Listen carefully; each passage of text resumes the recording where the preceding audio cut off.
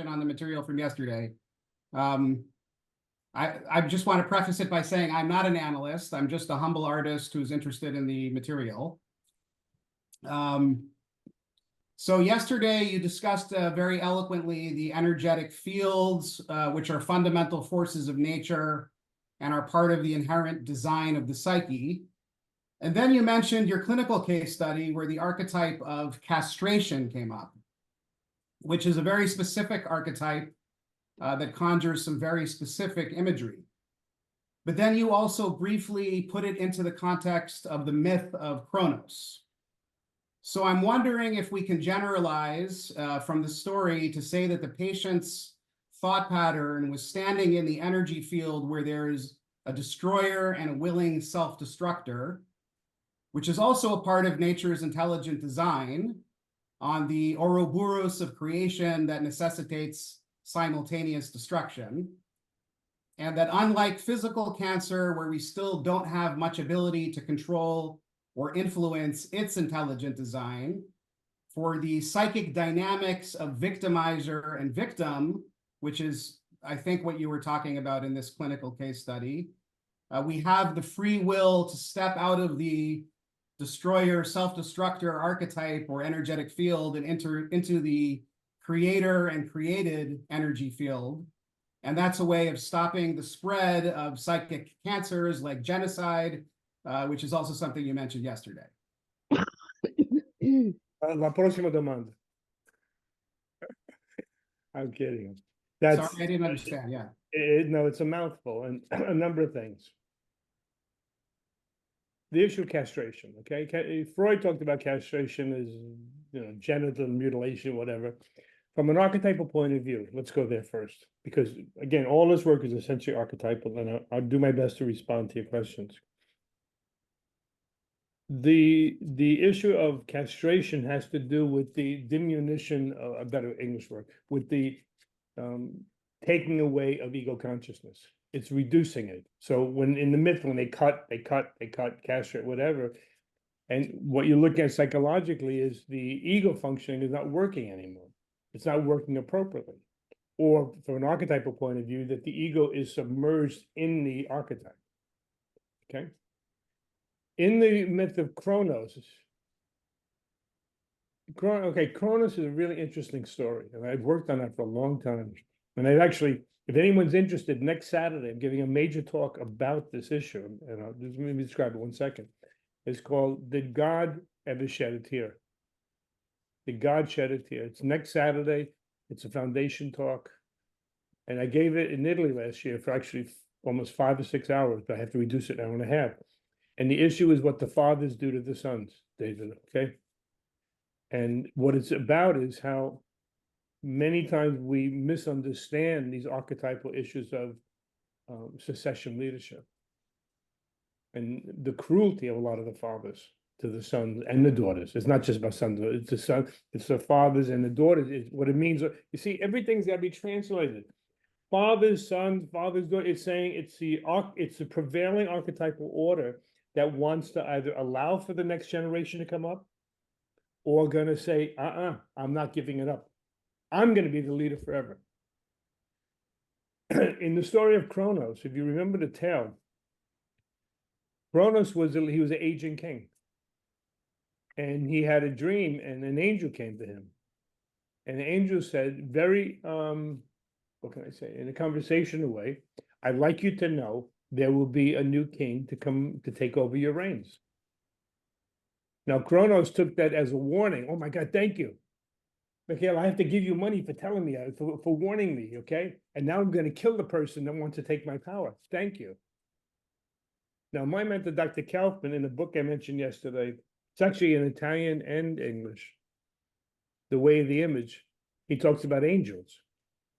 And he said, angels are not so much messengers, but angels are the articulator of a field that we're in, okay?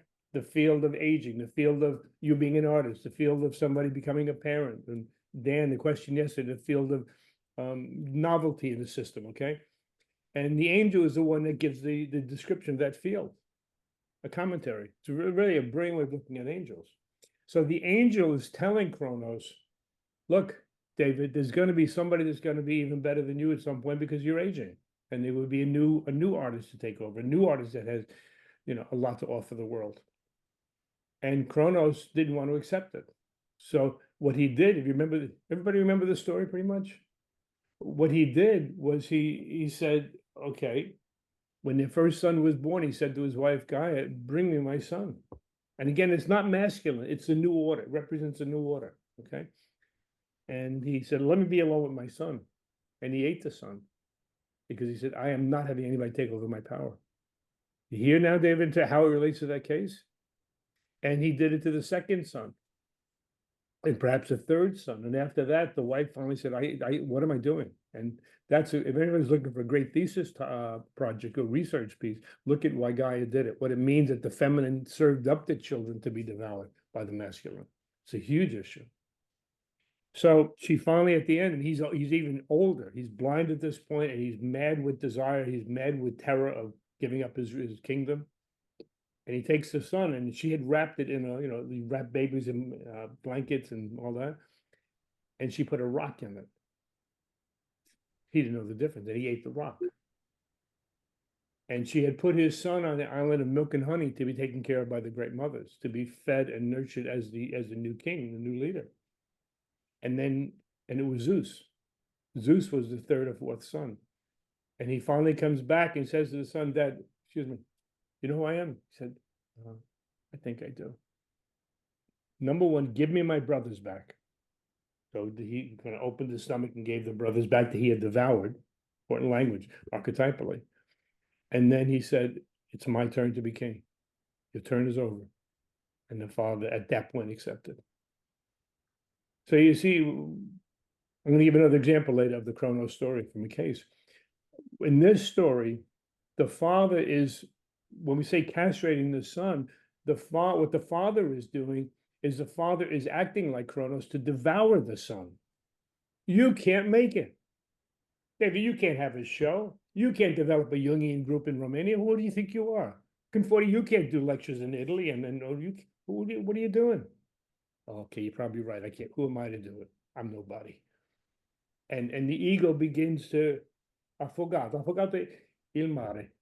You begin to drown in the ocean of the unconscious. And the ego gets more and weaker and weaker and more submerged in the unconscious. And this guy, he believed, and one of the keys in that story yesterday is when the patient, 28, 29 years old at the time, he said, doesn't my father love me? Isn't it an expression of tremendous love?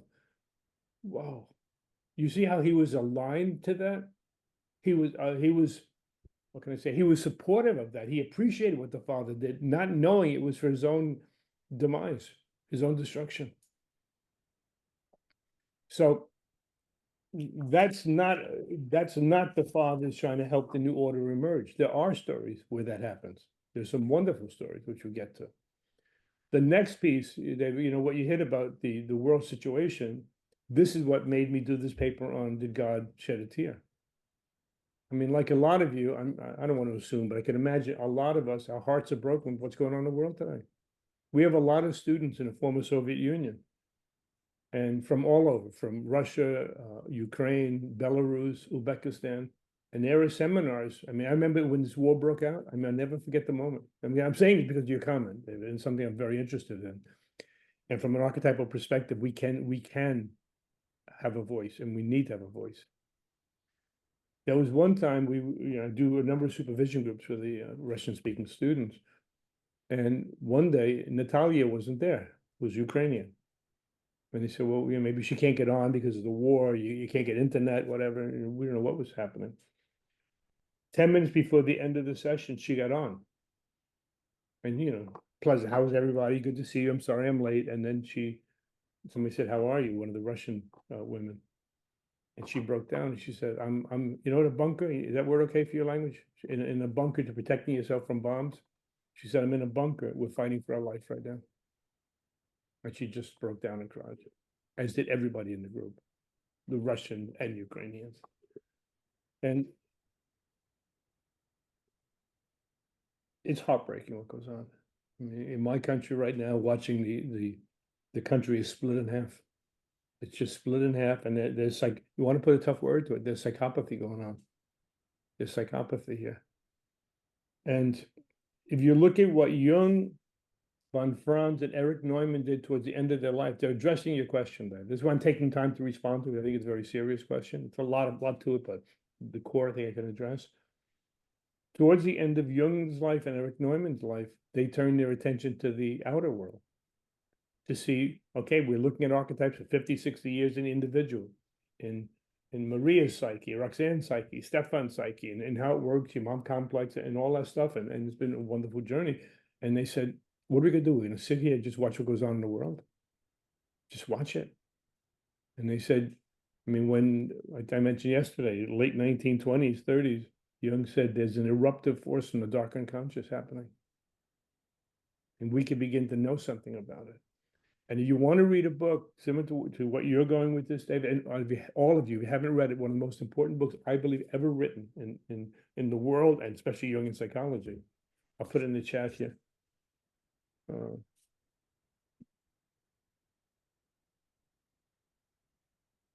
And spell it right here.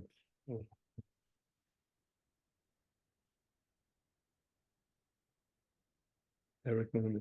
Depth Psychology and the New Ethic by Eric Neumann. Do you have that book?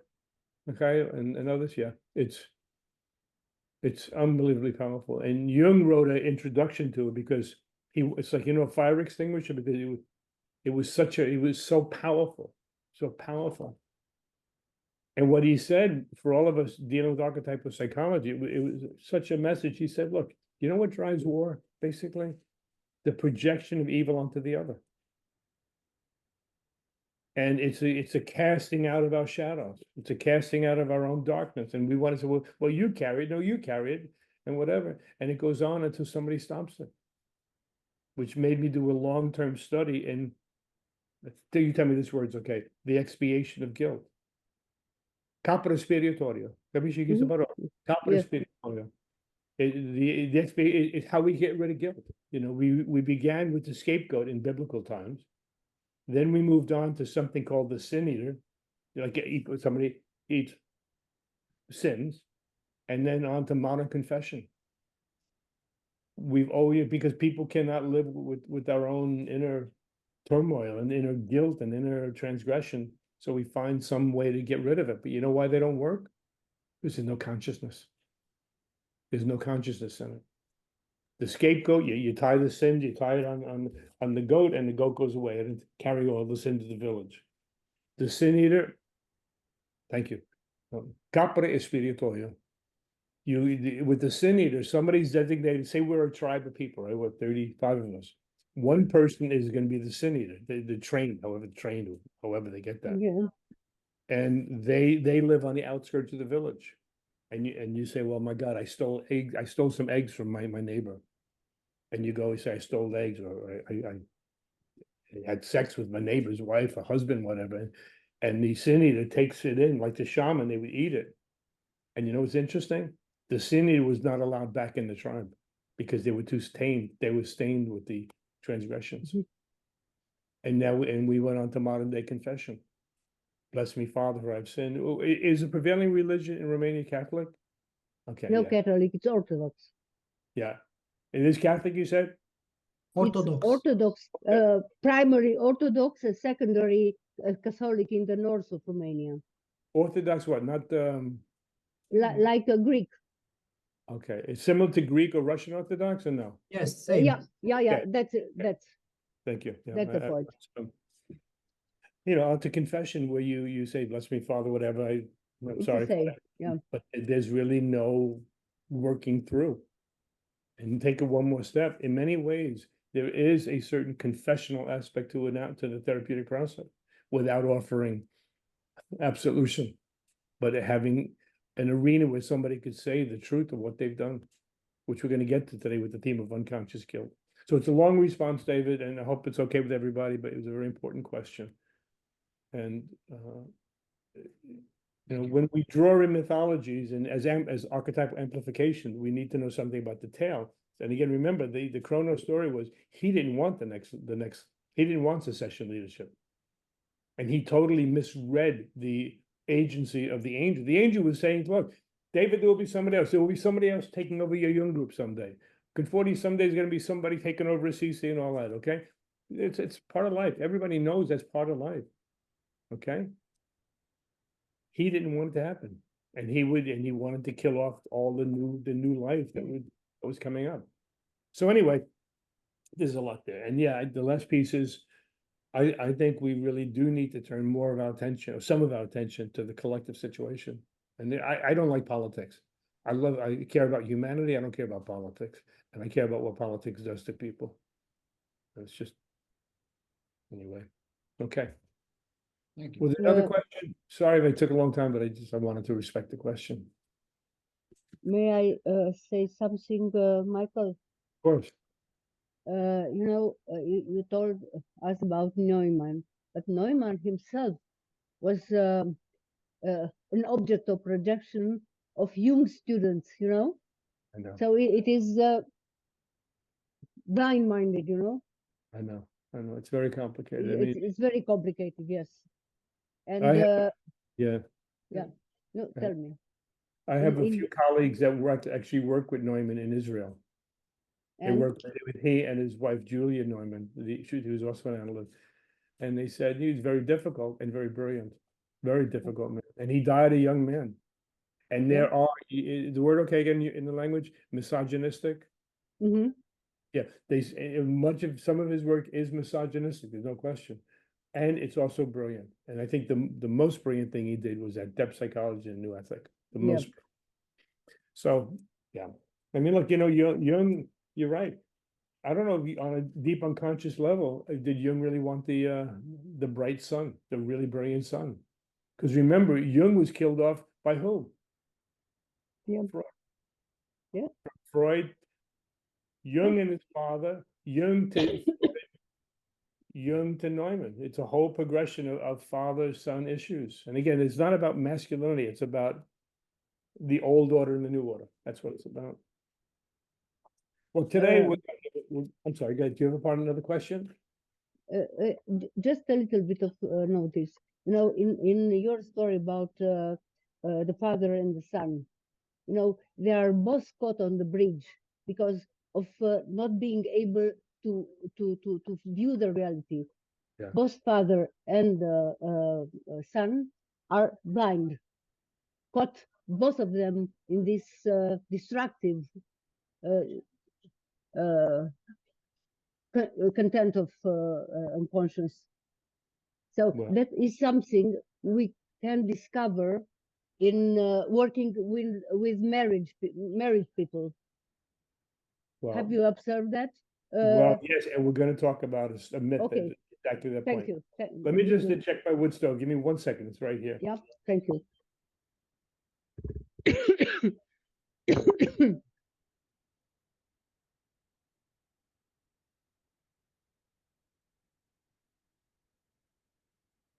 Okay, today we're going into let me put the screen. We're going into the clinical situation, something I love. I've been involved in since I was young, and I still love it. I don't want to do as much of it because I find it more draining at this point in my career. I've been over 40 years, 45 years, and like a lot of us, the work I do right now is almost 100% virtual. I don't know what it's like in your country. Do you see people in person and virtually? Both. Both? Oh, yeah. So I want to begin by reading something. I think it's a good introduction for today, and it summarizes some of what we did yesterday. And it's called The Voice of Psyche, Working with Archetypal and Unconscious Dynamics in Treatment. And begin with a quote.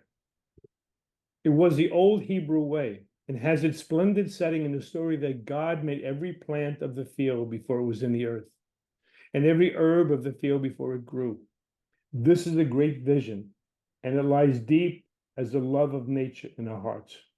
And that's by he wrote in the late 1880s, 1890s. His name is Darcy Thompson. You know that name? All right, hold on. No. Yeah, hold on. You mentioned yesterday. Yeah, Darcy Thompson. And the book is called On Growth and Form. Hold on. It's absolutely brilliant piece of work. Excuse the typos. Okay, now Mhm. that's me. And this, I think, is a good introduction to what we're going to be doing today and tomorrow.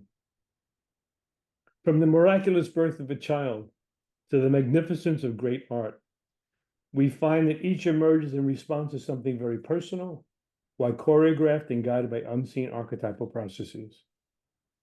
So too with those experiences of joy and wonder. There are the seemingly endless repetitions of pain and terrible disappointments. When brought to our knees, we ask if we are fated or cursed, a theme that Von Franz addresses in her work on redemption. The profundity of these discoveries of self-organization also informs our clinical work. In seeing that these innate and autonomous self-organizing dynamics literally structure the interactions occurring between client and therapist. That's a hard one to get around. Look, I say the piece again, that these innate and autonomous archetypal self-organizing dynamics and processes literally structure the interactions occurring between client and therapist. These archetypal formative dynamics are most active in the beginning of treatment, when the client and therapist agree on the conditions of therapy. Time, fee, inclusion of third parties, all the ground rules of therapy. Conditions of treatment, the ground rules are the same. And by the way, Freud wrote an important paper in 1912 called Recommendations to Physicians Practicing Psychoanalysis. It's a very good piece. I think it's on our website if you want to check it out. You can download it. Okay, 1912, I think it's 1912, Recommendations to Physicians Practicing Psychoanalysis, where the first time he really outlined the ground rules, the condition of therapy. Working outside of the conscious awareness of both, the self creates these conditions to manifest the client's personal and archetypal issues. While potentially generative, this also recreates the trauma in the therapeutic interactional field, and if not understood, catapults the patient back into the Sisyphean struggle. You know, the myth of Sisyphus, Camus' book. Yeah. And now it pushes the patient back into the Sisyphean struggle. As we see how these archetypal dynamics are made manifest as living, breathing realities within a therapeutic container, we understand what moved Desjardins, as I mentioned yesterday, to write. Matter is spirit moving slowly enough to be seen. And also mentioned yesterday, Ervin Laszlo's realization that field precedes form. As these dynamics unfold behind the veil of consciousness, the mystic sages and dreamers continue to struggle to understand something about those forces and energies that move matter and life towards magnificence and malevolence. So it goes on. And the last piece is, it is a mystery of life and psyche to create opportunities for transcendence and healing, while also reinforcing our reluctance to engage with the bigger life. It was Jung's hunger for this relationship to soul that motivated him to write. I forget what year it was. He just says, the main interest of my work is not the treatment of neuroses, but rather with the approach to the numinous. But the fact is that the approach to the numinous is the real therapy. And as you attain to the numinous, you are released from the curse of pathology. And that's from C.G. Jung Letters on page 37. Isn't that powerful? I'll read that piece one more time. It's such a beautiful piece. He says, this is Jung now. The main interest of my work is not the treatment of neuroses, but rather with the approach to the numinous. But the fact is that the approach to the numinous is the real therapy. And as you attain to the numinous, you are released from the curse of pathology. And why I'm bringing that up is as we begin to realize that, you know what? We're not in control of this therapy, a lot of it. There's something orchestrating it. It is an experience of spirituality in the numinous when you accept that and find a way to understand what's moving these dynamics. Why are you interacting with the patient this way? Why did you reduce the fee? Why did you lower the fee? Why did you bring the husband or wife into treatment? Why did you reduce the frequency of a patient that's been abandoned to once every other week or twice a month or once a month? Why? And you realize, oh my God, this is psyche creating the conditions that repeat the trauma, the field that they come from, the archetypal field. It's a piece of humility. So, kind of our foundation for today.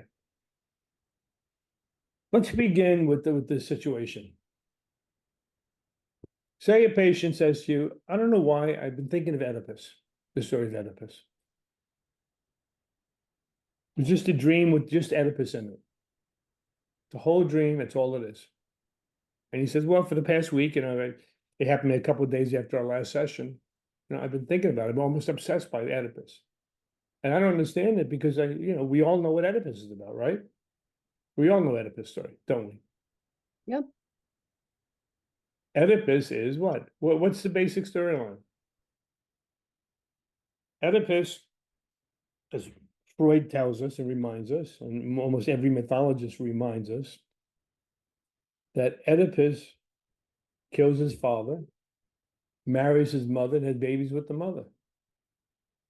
So the dream would be, well, going back to fathers and mothers, and Freud called the Oedipal complex, wanting to have sex with your mother and all that, and the desire to kill the fathers.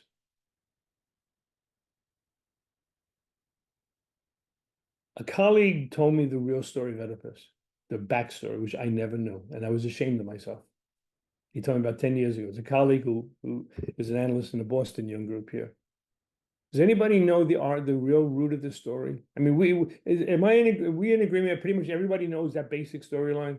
Dan and Maria and Elena, that he has sex with the mother, makes baby with the mother, kills his father. That's the Oedipus story.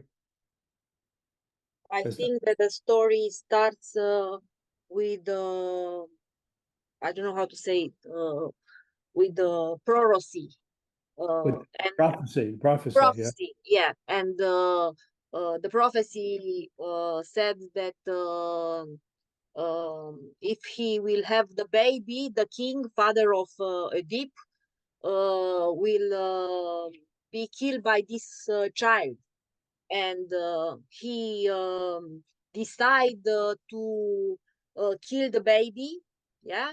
And he put a hunter to kill the baby, and the hunter actually um, um, was sorry for the small child, and decide to leave it in a forest to be, I don't know, to the gods have the mercy or not for the child.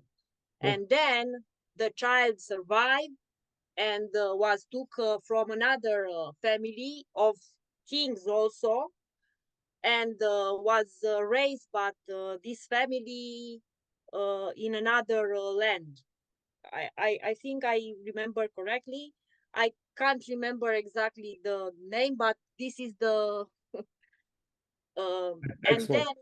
and then it was the second prophecy, the Oedip prophecy, yeah, who was I can't remember the place, but he was in the Delphi to the oracle, and the prophecy said that he will kill his father and he live with the mother, and for that he doesn't know that the mother and their father is the actually not their bloodline. So he decided to go leave home, the home that he knows, yeah, um, to stop the prophecy. And on the way,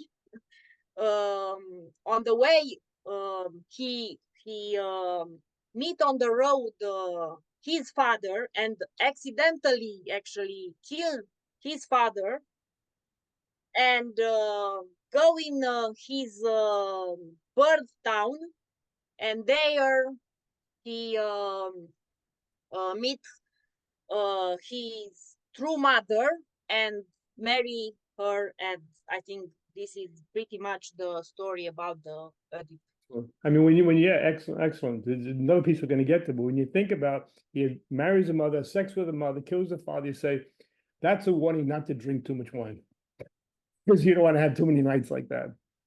The consequences of that kind of life. Now you're right; it's a prophecy, but there's another part to the story that's the most significant, And again, I was embarrassed when I said, oh my God, I never knew this. I never even thought about it. And, you know, most of us, I mean, you know a lot more than probably a lot of the people do about the prophecy. We basically know about the mother and the father and babies. A question one wants to ask with this story is, why is this one of the most powerful and prevailing stories in humanity? Why? I don't mean to answer right now, but why has this story been central to humanity from the beginning of time? Everybody knows the Oedipus complex. Oedipus. We don't want to be Oedipus. Oh my God. Oh my God. On and on and on, right? Why? And I've got a partial answer. But to get to a partial answer, we've got to, you know, the cartoons, you follow the rope back and follow the rope back and back and back to the core of something, to the origins. We got to go back. We got to go even further back than where you are. You're great. You got most of the story, but there's even something more pivotal nell'inizio di questa storia. All'inizio di questa storia più importante e profondo e disturbato. Before, his father's name was Laius, right? Laius. When Laius was a relatively young man, maybe 20 years old, 18, whatever, he was a very strong, seemingly good man. The king at the time, this is before any babies, before Oedipus was even a thought. Okay, so we're going way back before your parents even thought of making a baby. You know, that's who we are. So he was a young man, and the king at the time, I think it was Tantalus' father. I'm not sure. I think it was the god Tantalus. I think it was his father was the king at the time, but I'm not sure. The king says to Laius, I like you and I respect you. I have a young son, who's maybe 10, 12 years old. Would you be the mentor to my son?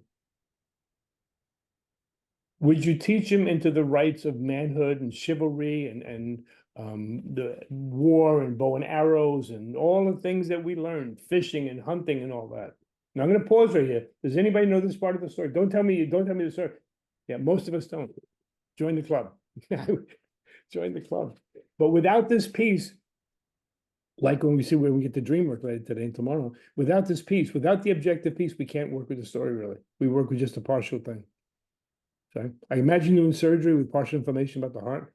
I think this piece goes there. I think this wire goes to that part of the heart. You need a little more information. So the king says, yeah, would you mentor my son? And Leia says, oh my God, what a wonderful honor. I'm not worthy. Well, would you take it on? Yes, of course I will, my king. And I'm humbled by the request, and I will do everything I can to be a good teacher for your son. And Laius took on the work in earnest, was serious, and teach you how to ride a horse and chariots, and then how to use a bow and arrow, how to hunt, how to be thoughtful with women and other men, how to be social, and all. It's a little bit of the world of, learning a little bit about courtship. Corteggiamento è più importante per una ragazza, no? Corteggiamento è più importante. So they begin learning about all this. However, there was a problem. Laius's father was a pedophile. No, Laius himself was a pedophile. What he did to the king's son was he molested the king's son, sexually abused and molested the king's son.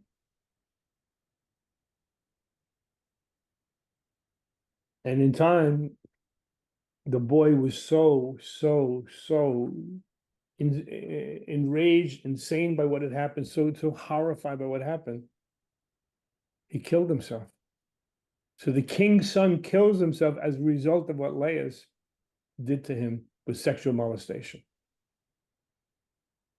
Interesting. Raluca, I say again, Raluca, it adds a huge piece of the story from what you know, right? My God, what it added to me when I heard the story, it's incredible. So the king is, well, what happened? What happened to my son? He didn't know any of it. What happened? What happened? He asked his people, the servants and the other people in the court, and they said, Your Honor, my king, can we talk? Of course, if you know anything about my son, tell me. I'm going crazy. I don't know why my son would have killed himself. He had a good life, he had a great mentor. I said, well, we got to talk about this. And one of his confidants told him the true story. And he said, Leah's sexually abused, molested, had sex with your son, maybe a 10-year-old boy. He raped your son. No, I'm sure it's hard to imagine what a parent would do when you find this out. I mean, some of us, my Sicilian background, you want to get a knife and cut somebody's throat, you know? I'm sure you want to do that. You want to get him, hit him with a bat, you want to do something. So the king took time to reflect, however you do it, that kind of moment. I don't know how anybody could reflect at such a moment and not just act out. But he reflected, and he called to Leah and said, come into my court, we need to talk. Now, Laius didn't know anybody really knew what happened. And the king says, well, obviously I'm more than distraught at the suicide of my son. Well, I can imagine my king, I can imagine it must be horrible. I can't imagine a father or a mother experiencing such a horror over their child. And he said, sit down. Usach. You know that expression? That's just saying, Usach. Usach la storia. Usach questa storia. I know the story. I know what happened. But don't even try to deny this. I won't, I admit it. I did this. I know you had sex with my son, you molested him, and you're the cause of his suicide. And we're going to the roots, Raluca, of the prophecy. So we're going. So I what happened? just, yeah, it's true. I just Google it and I'm speechless. I'm sorry. So Yeah, the king, Laius was cursed by Oedipus Rex because he defied the hospitality extended by King Pelops. Yeah. Yeah. So what happens then is the king says, you know, I know what happened. And so Leah says, are you going to kill me? That's my punishment. No. You're gonna put me in jail for the rest of my life? No. You're gonna torture me then, right? Yeah, but not the way you think. What are you gonna do? Una maledizione. Capisci? Maledizione. There's a curse. Curse. The curse was the prophecy. It's not just a prophecy coming from the angels or whatever. And imagine that the king was saying to him, he said, someday you're gonna have a son. That son will, at some point, see you on a road, not know who you are, and he's going to kill you. Your son is going to kill you. Your son is also going to fall in love because he doesn't know, because he'd be exiled. He doesn't know who his mother and father really are because he was an orphan. They sent him away. He meets this beautiful woman. I forget what's her name, his wife's name. I don't remember right now. Yocasta. Oh, Jocasta. Thank you. Yeah. Jocasta, yeah. Thank you, Jocasta. Yeah. And he says he's going to meet this very beautiful, desirable woman, and he's going to fall in love with her and marry her and make babies with her and have a family with her. His mother. And so, as Raluca tells us, yeah, so when he had to live with this prophecy. And eventually he did marry Jocasta, you know, Laius, and have a baby. And oh my God, ma non ho scordato questa maledizione. I didn't forget the curse. Ma ogni giorno devo ricordare questo tragico. Every day I have to remember this tragedy. And he said, and you're right, the rest of the story is as Raluca told us. He gets one of his servants. He said, take the baby into the woods. Take the baby into the woods and kill him. And the servant couldn't kill the baby. He gave it to somebody else to take care of. And the rest is history. As I said, the rest is history. This is, for all of us as therapists, David, you an artist, whatever our journey or plight is in life, it's a major story, so relevant to especially this work on the power of archetypes, archetypal fields, and archetypal possessions. Why? The entire life of Oedipus was predetermined, it was fated. It was written in the stars. That's not like us. No, we don't have choice. Hold on. Wait, just hold on before you jump all the choice that we have.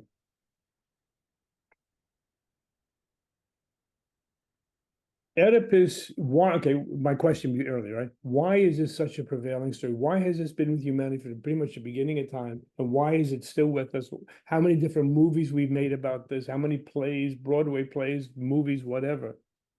And every school kid knows the basics storyline. Why? We don't know. But I can give you a pretty good answer. And I think it's an important, more than good enough answer for working with Jungian issues of archetypal dynamics. Oedipus is a story of one that could not break the power of the field. Importante rompere il confine del campo. È necessario rompere il forza del campo. That somewhere we need to break the power of the field. He never did. He remained his entire life under the power of that prediction. He lived out. Now we talk about a case, right? Patients that had this dream, doc. I don't know why I had this dream. I don't even know that much about the story, whatever. Can somebody give me a sense now why a patient would have the dream, even if they don't know the backstory? It doesn't matter. It doesn't matter. See, when you deal with Jung's work with archetypes, it's not personally acquired information. I mean, we know that, but we forget it. You say, well, how would the patient doesn't know this? So they don't know the backstory. It's part of our DNA. Archetypes are inherited. Archetypal meaning is inherited. So what is the central piece from our perspective as clinicians or as an artist? What would you say the central issue would be for anybody? No, excuse me, come on. You can't really mean anybody. Yeah, I would say anybody that would have the dream of Oedipus, fascination, obsession, single image, whatever. I would say there's one central issue. And again, before you criticize, let me just finish this, okay? We say it can't be one thing for everybody. But I would say there is one major thing. Anybody? The only thing that came to my mind was karma. Perfect. Perfect. It's telling you that this person, man or woman, who is ever having this dream or fantasy, his or her life is lived out in accordance with the father's transgressions. Yes. You realize how powerful that is? I'll say it again. Mm. The man or woman that has this dream or fantasy or whatever, I'm thinking of Oedipus, I don't know why. I would say anybody that would have that thought or fantasy or dream image is because their life is embedded in the transgressive nature of the father, and they're carrying the guilt and the consequence of the father's transgressions, or the mother, whatever it might be. And to amplify this, I'm from Brooklyn, New York, big Italian neighborhood, big Italian family. And I've worked with a few people that were children of mafia bosses. I grew up with a lot of that. I saw a lot of stuff you don't want to see. New people, you know what I mean? You kind of know people. And all the children lived in some way, some version of Oedipus. Like, I don't know why I feel guilty about things. I feel like I'm in a store, they always look at me like I'm stealing something. I feel like I did something wrong. Well, what did you do? Let's talk about what maybe you did wrong. And it was nothing to do, nothing there. And you know what it was? They were carrying the guilt of the fathers, who were the transgressors, who beat, killed, robbed, stole, raped in their work in the mafia. The children carried it. And you know what they're saying right now with the Holocaust? They're saying it's a second generation of survivors that's carrying in the DNA the horrors of what maybe the great-grandparents lived through. The second generation. It's epigenetically carried by two generations on. And I've seen it firsthand with people in mafia. Why do you live like this? Why do you live so miserably? Why do you punish yourself? I don't know. Maybe I'm Catholic, maybe Orthodox, whatever. And you realize you're carrying the guilt. And you think about it, guilt, right? We're going to get to unconscious guilt. Imagine that the guilt, this is in the guilt. The father's not carrying what they did. It's going to pour out, it's going to land on somebody. It lands on the kid's head because the children are the most susceptible to this contagion, and they carry it. This story of Oedipus is such a profound telling of a life lived under the spell, under the curse of the father's transgressions. And there's even more. There's a little more to the story. If that's not enough, anybody remember what Yocasta did finally after they had babies and all that? Anybody remember what she did? Suicide. She committed suicide. And they had children, right? They had a couple of kids. You know what happened to the kids? Oh. One committed suicide, another one was killed. What an unimaginable series of tragedies, all as a result of the field. You know what? Look, you say, come on, Michael, you're taking this stuff on fields too far. With some kind of fantasy. It's interesting, but go too far. I don't think so. And this is what I'm saying. If you're in an electromagnetic field, a gravitational field, a magnetic field, you are going to feel the power of this stuff. The astronauts that go up there with anti-gravitational field, they're spinning in the capsule because there's no gravity. They're responding to the absence of gravity. There's a study done in the book I mentioned yesterday by Robert Becker. It's not the one you had about electromagnetism and the sacred. It's a similar one. I think it's called Body Electric. No, The Perils of Electromagnetism. That's what it is. He said that there was a study done on these Norwegian scientists because there were so many of them, for some bizarre reason, were getting brain cancer. And so what's going on? They found they're working around high energy generators. And like 60 to 70% of them were coming down with brain cancer. The effects of the field of the high energy generators, it created a particular force field that interacted really terribly with the brain and created this kind of cancer. We have many studies about this stuff. But that's the natural world, Michael. You know what? No. The early Jungian, they got this right. The next generation, next two generations don't have it, in my opinion. We don't have it. There are not many people standing up as leaders that really know something about the power of these autonomous fields. I mean, this is why Jung and von Franz, they worked the way they did. They said, don't go there, don't go there. Yes, go that way. If you go that way, there's going to be probably some terrible fated thing hitting your life. What are you, a mystic or whatever? It's so powerful. So this story, I mean, if you're the clinician and you say, well, I don't know the story. Well, you know what? Like David's comment, you really one needs to know the backdrop to the Chronos story to use as amplification. One needs to know the real backdrop to the Oedipus story to work it. And what you say to the patient, you know what? I really can't do anything with the story because I don't know it right now. I only know the parts of it. Now, what does this mean? I'm sure you can begin inferring the implications of this. Fields are real. Archetypal fields are as real as your children, your mother, your father, your little kids, the people you love in your life, your husband, your wife. Fields are as real as that. And it's evidence all around us. And they have power. Enormous power. And I can imagine most of you have a situation in your life where you go somewhere and you feel taken over by something. I mean, think of it in your own life, right?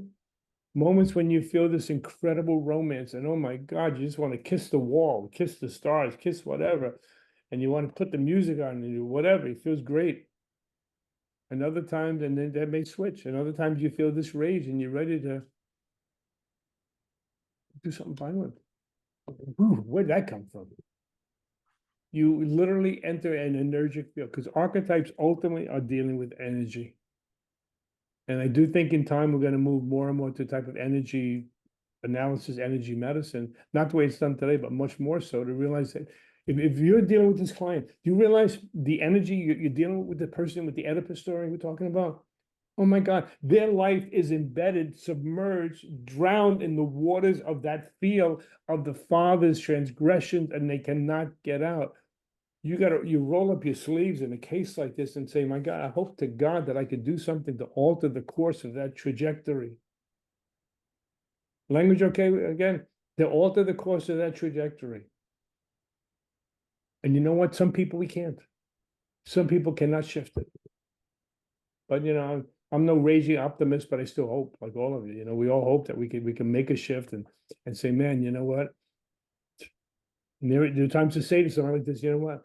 There's nothing you did. This was your mother that abandoned the kid. It wasn't you. Your mother walked. You're still carrying the energy of the mother that walked, or the father that left, or the father that beat the mother. You're still carrying it in you. Why you cannot have relationships in the outer world? It's so powerful. So when Jung and von Franz and Barbara Hanna, the early Jungians, worked with archetypes, you could see why now, because they knew, as I wrote in this thing I read today, it literally shapes lives, it shapes fields, it shapes dynamics, which makes it attendant upon us to know something about these different archetypal fields that circulate around them, like different countries: Romania, Turkey, Italy, Spain, Russia. Each country has its own dominance, its own archetypal core. If I come to your country, which I would love to do, I want to learn your culture. As you're learning something about my culture, and about me, what my life has been about, because we impact each other. It is so powerful. Let me give you one more piece, and then we'll open up for a little discussion. There's a researcher named Eric Kandel, Kandel. I write about him in my first book. He was nominated for the Nobel Prize for his work in memory. If you ever watch YouTube clips, he was one of these brilliant teachers, a brilliant person and a fantastic teacher. Eric Kandel, Kandel. And he did studies on interactions, and he found that even when we sit and talk together, let's have a coffee, okay? Let's have a coffee together. Tell me about your art, David, about Dan, about the shows we talked about yesterday. Luca, let's talk about the myth a little bit, whatever, have a coffee, a glass of wine, whatever. They say even in the moment of a conversation, there are synaptic changes that occur in each party in the brain. Now, so you go neuroscience. I'm not going neuroscience. I'm going on the power of interactive fields. Do you realize that there are synaptic changes, and at times is what's called a type of coherence between psyches of the two people? Jung talked about that with the marriage quaternity. His marriage quaternity was so ahead of its time when he talked about the 4 levels of communication between patient and therapist. Bum, bum, bum, bum. He knew that we impact not only the conscious, but the unconscious minds of each party. Now, where we're going to go into more as we continue this work today and tomorrow, is you're going to see the unimaginable orchestration of dynamics that occur between patient and therapist, where therapist is unknowingly brought into the field by the way we conduct treatment. Not malicious, not bad mistakes. That's not the point. It's not we're looking to hurt, but as I said here, psyche orchestrates these dynamics. It's nature orchestrating what happens with the plant, the cucuts I mentioned yesterday, or the roses. It's nature and biology, psyche, archetypes that orchestrate what happened when you get pregnant, and that from day 1 to whatever, nine months out. It's all a prefigured drama. And please, it's not about taking away will. Of course we got will. Of course we're going to paint things the way we need to paint it. But the fact that you're painting it is archetypal. The fact that the baby has followed that trajectory. Oh my God, you got to sit back at some point. Excuse my language. That's real New York talking. But at some point, hopefully you can say, my God, it never dawned on me. Well, hold on. The stove is smoking. It's like a windstorm here. Give me 1 second.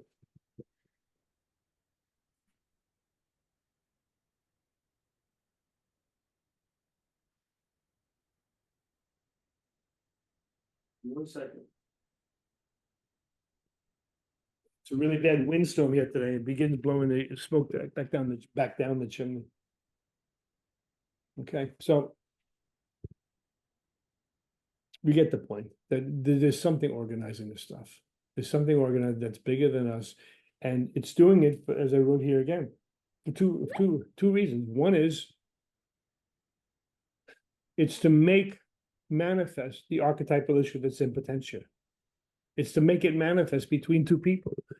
The other thing is it does recreate the trauma field, which is why we need to work with this. Okay, I'm going to pause here. Questions, feedback?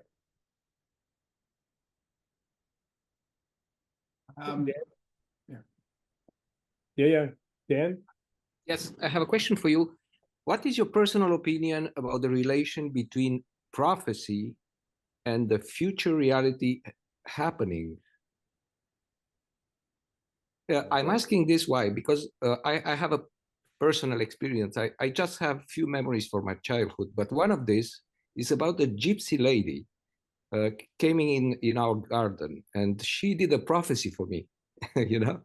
And I had the impression during my life that I'm always coming back to that prophecy, and I'm just trying to fulfill it, like to conform with that prophecy. You know what I mean? So probably if the prophecy was different, probably I was trying all the time just to fulfill that prophecy. Gypsy ladies in that time were very proper, not like today. You know what I mean? Respected and feared. Okay, and people really thought that is real what they are saying, and it will be fulfilled. So I want, is this not a field? Put it in place for your future life, and you will try somehow. It's like a quantum physics, you know. The more you think about that prophecy, the more you will try to fulfill it. From an archetypal point of view, what is a prophecy? See, I'm always trying to translate, not translate language to one language to another, but translate the phenomena into archetypal language. So again, the question is, say you have an exam as a therapist. The question is, how would you understand prophecy from a Jungian archetypal perspective? How would you answer that? That's difficult for me. I'm not a therapist, but you know, I'm an attending one. Just Would anybody want to answer that? How would you begin answering from an archetypal point of view? What is a prophecy? Isn't it the archetype that sort of has its own inherent energy, and it's speaking in the interaction between the person who's giving the prophecy and the person who's receiving it? Yeah, I think the first part, what you said, is even more accurate. Say it again. Say the first part. Well, that it's its own energetic field. Pause right there. You And it's got just it. kind of manifesting in the interaction between the two people. Even before the manifestation between two people, you could say an accurate prophecy is a reading of your field. okay. In the field that you're in. I mean, Dr. Kaufman read my field 30 years ago. I said, I'm not interested. I was really, what, maybe 40 years ago now I met him. Like in 81, I think, 80, whatever, how many years ago that is. And he said, Michael, you know, you're not just the Italian kid from the street, you're not the pizza boy. You have a very big future. I said, I don't care. And he said, you gotta accept it. If you don't accept it, your life is not gonna be right. You don't accept it. Not inflation, not, oh, look at you, it's not the point, but he said, you have a future that you need to move into, and it's waiting there. A future. Ma questo forte del destino, il destino più forte di fatto. The forza di destino. The force of destiny is so powerful. So really, as David said, that the prophecy really is reading the field. Isn't that really what happened with the prophecy that Raluca told us with Oedipus? They were reading the future. I can tell you, let me say one more thing, David, before you jump in. There's a book that it's about von Franz. I forget the name of it. It's something classical and something Jungian. Do you remember that, anybody? It was written by Darrell Sharp and James Hall. Anyway, in the book, James Hall, who was an analyst and now passed away, he went to Zurich to study. He was one of the first psychiatrists and medical doctors coming to the Jungian field, one of the early ones. And he wanted to analyze with von Franz. He's like, man, I gotta work with von Franz. This is gonna be incredible. And she meets him, I think in the first session, he said, I had a dream, or had a dream where he had it in real life. There was a spot, a growth on his cheek. You know what she said to him? This is when he was, in his 20s. She said to him, you're a dead man. Could you imagine? So we'd be all brought up on ethics charges. We ever said something like that. You're a dead man, she said to him. He said, what are you talking about? She said, well, I think there's a very, very, very dark future for you. A horrible dark future. And he said, what am I supposed to do with this? What is she looking at, a witch or whatever? Like stirring and the witches in a cauldron and images coming out and animals coming out of the cauldron. She was right. He went on to have a very, very sordid, very sordid, the career and affairs with patients. It was all over the papers in New York. Affairs with patients and money scandaling with patients and all that. He drove the big fancy cars, movie stars and all that kind of stuff. And then eventually he became a quadriplegic. You know, a wheelchair, couldn't move, couldn't talk, nothing. How the hell did she see this back then? With just luck. There is a way of reading patterns that's so profound. And you know, I kind of kid around when we have our own training program there, right? And I say, I'm going to give you guys the backdrop of why I'm so interested in patterns. In part is because of regret. Because I didn't catch some of these patterns earlier in life and I acted them out. And it's also for survival. That's partly why I'm so interested in this. It's regret and survival, and how much you can catch. So I'm So- coming back to my question again. So Okay. you say it's reading the field, and the field is already there. So you're gonna fulfill the prophecy. But I wanted to ask you, is not the other way around? Let's say there is nothing in the future, but because of the prophecy and because you're thinking so much of that prophecy, you're creating the field, and the prophecy will becoming real. No, I wouldn't. Okay, I would say you're not creating a field, you're creating the alignment because fields are pre-existent, number one. Now, let's go back to the example of the Oedipus story, right? When say the prophecy. If that patient, say you got a 30-year-old man or woman that comes to you with that dream, with that story, you can intercept that pattern. You can say, look, it's a fate waiting for you, but you can change that story. It doesn't, you don't have to go down that road. I mean, hey, look, how many times, I know you're not a therapist, but people that are therapists, we get clients that are in some rough shapes. And you know, if they don't change, they're gonna go down the path of the mother, the father, the violence, the compromised life. You can see it. You can see it. A lot of what we're doing, we're creating, hopefully, we're articulating the field that they're in. You're in the Oedipus field. If you stay in this field, it's likely to proceed this way. If you continue with doing X and Y, you're going to continue subsidizing that field. Stop it. If you want to shut at it, we got to stop it. And I see, if I go along with my patient from yesterday with the money thing, if I go along with this, I'll be doing what your father did to you. Let's break the pattern right now. Let's break it. So it's waiting in abeyance. There's no question. That fate is waiting. That's not necessarily your destiny. But again, I think with this story, let's go back to the story for a second, away from your question for a minute. The story is saying what we need to know, all of us, no matter what your profession is, especially therapists, parents, whatever, that if we don't break that field and break that possession, there is a likely trajectory for somebody. A likely trajectory. And a lot of it, if we really think about what we're doing with our cases, a lot of it is trying to break the hold, the hold that abandoning mother has. I mean, look, it's not rocket science on some level. You've been abandoned as a kid. You're not going to establish good relationships unless something really helps you, unless something really comes into your life and proves that you're lovable again and that you're okay, and they stick with you. They don't just run away every time. But you know your tendency is going to be, I'm out of here, I'm running, I'm out of here, I'm going to get out of here, I'm running. Every time you say with it, you know what? You can end up being alone the way you were as a kid. if you continue this way. And that's where it's essential to articulate. That's why I love this telling of the story of Oedipus, because it shows us, my God, this road is preformed. You can go down that road.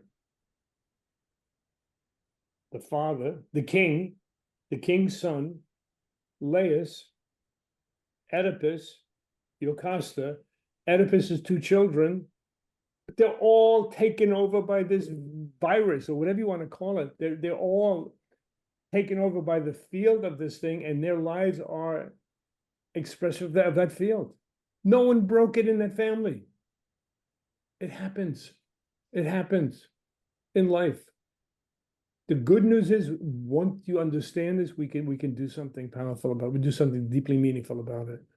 But you got to know the parameters of the field. That's why, oh, look, it's great you knew most of the story, but you see this next piece is the key. The other piece is the key. That the prophecy was the curse given by the king whose son was basically killed because of what this man did to him. That changes, that affects the story so much more. I just thought about something, because sometimes we don't know the whole story.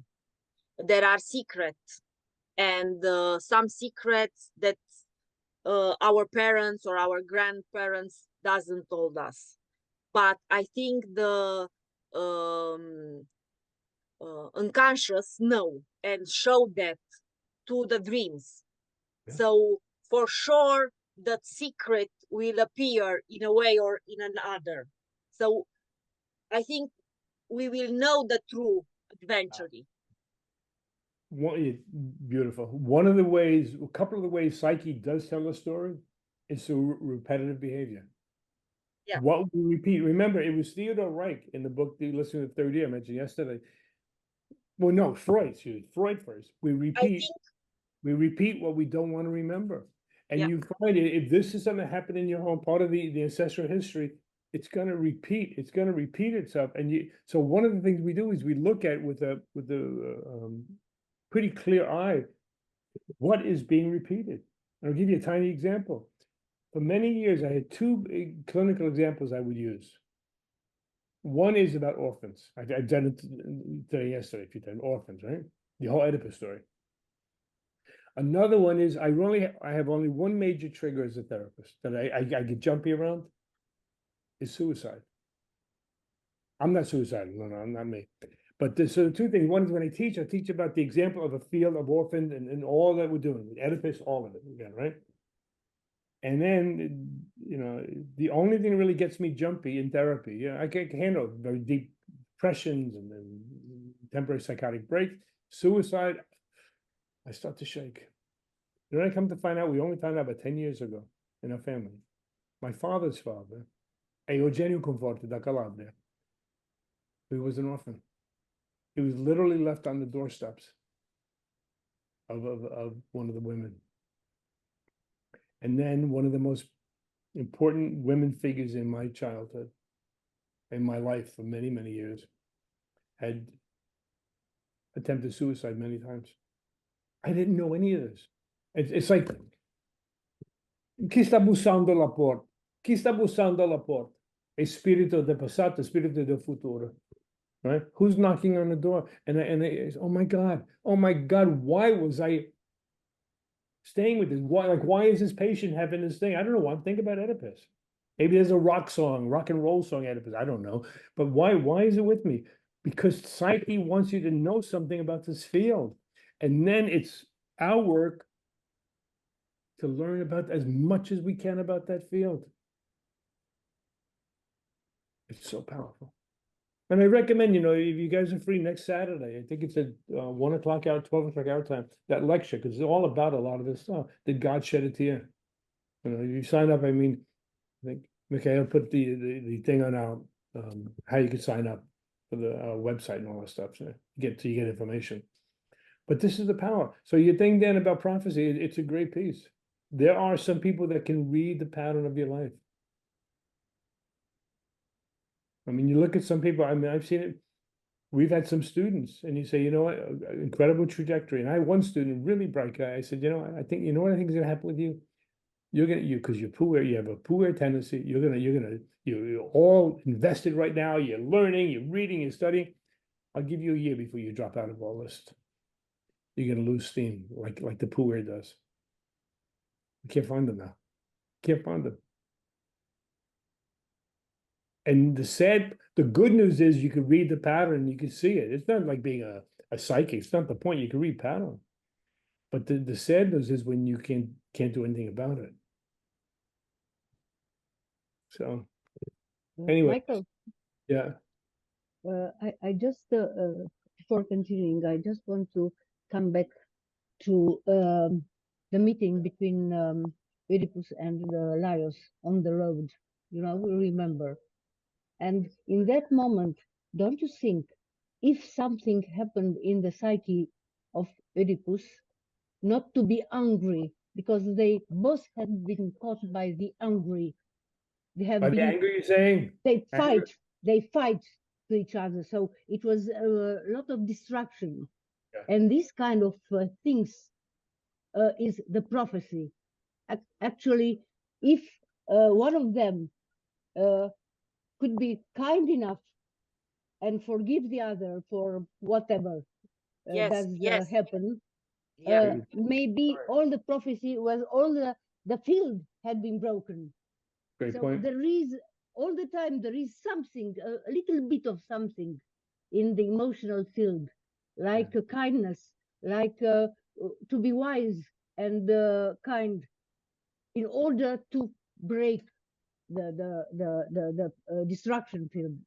It's a I wonderful guess. piece. It's a wonderful piece. I mean, I've worked a lot on the theme of forgiveness and the unforgivables a lot. I mean, you're right. That would have changed the whole story if you could do it. But let's it's back true. up 1 second. Let's back up 1 second with that. I mean, I really love that comment. I never thought about that. Why would the king? Why was that such a punishment? Why was that such a powerful punishment? Anybody who's a parent, you know, I don't think you know it the same way unless you are a parent. Your life is horrible when you're in a bad place with your kids. Your life stinks. When you're fighting with your kids, they're mad at you, whatever. I mean, I don't mean just a little thing, but say it's a big issue comes up. Life is horrible. And in America, there's an expression, you're only as happy as your most unhappy child. It's true. It rips you apart. It rips you apart. And I think the king knew that. He knew. I mean, he said, look, basically, I lost a son, you're gonna lose a son too. You're gonna lose what it's like to be a loved father or a loved mother. The king knew that. But you see what you're getting at with the point about if you could only be not to be angry. Let me put it in terms of the field work here. There are ways of shifting the field. Like, remember I told you the little story yesterday about the guy that was worshiping at the altar of despair. Misery, misery, misery. And I said, well, what about that bike trip? Remember that story? I was looking to alter the field at that moment. We can do things that are really powerful. We're not magicians, we're not omnipotent, none of that nonsense, you know. But there are ways when you know this stuff. There's a lot of incredible work with genetics where you can literally go into the fertilized egg and you can make interventions. It's wild stuff what they're doing. Wild stuff. You want to read some of the work of Adolf Portman. One great book is called New Paths in Biology. Adolf Portman, and he talks about examples of this where you can literally freeze the egg temporarily to retard the process and then reactivate it by temperature. It's wild. So New Paths in Biology by Adolf Portman. The other one we have on our website is called Metamorphosis in Animals. It's just brilliant stuff. And Portman, by the way, he became one of the leading figures with the Aeronauts conferences in the 1950s. Brilliant man. So look, your comment is it's fantastic, and it really is what we're trying to do. When you see a patient and they're on, we can call it a collision course. You see where this is going. They're repeating the pattern. The mafia kid, the son or daughter has been abandoned by the mother. They get abandoned their own kids or whatever. Don't do it. Don't do it. And when you help somebody understand that, it's such, I mean, there's so much work we could do this weekend, and it's exciting to me. It's exciting because I really feel the sense of joint discovery here. I mean, yes, I know some of this, maybe a little bit more than you in some of the ways, and the collaboration is very exciting to me. Now, in terms of changing a pattern, let's take it the next step. We'll take a break a little bit. One of the driving forces in nature and the psyche is replication, repetition. Repetition is nature's memory. Okay. Repetition is not just something from the past. Repetition also alerts us, similar to Dan's prophecy, that repetition is alerting us to the field that we're in. Why is Conforti talking about often, suicide? Why? Something's revealing itself by these stories. What repetition does in the natural world is it conserves form. Okay? It conserves form. The original form of this, the original one, right? It conserves it.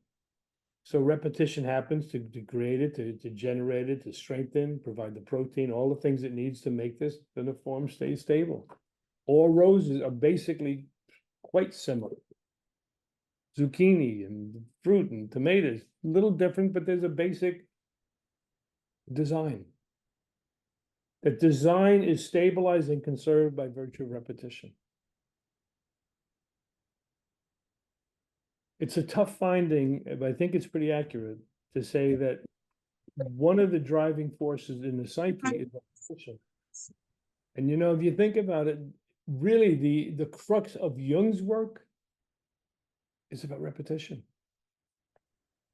Archetypes are about repetition, repetitious emergence of what has been there from the beginning of time. And Eliad's book, The Sacred and the Profane, the original title, I don't know if you know this, Mikhail, I know this, it was called The Eternal Return.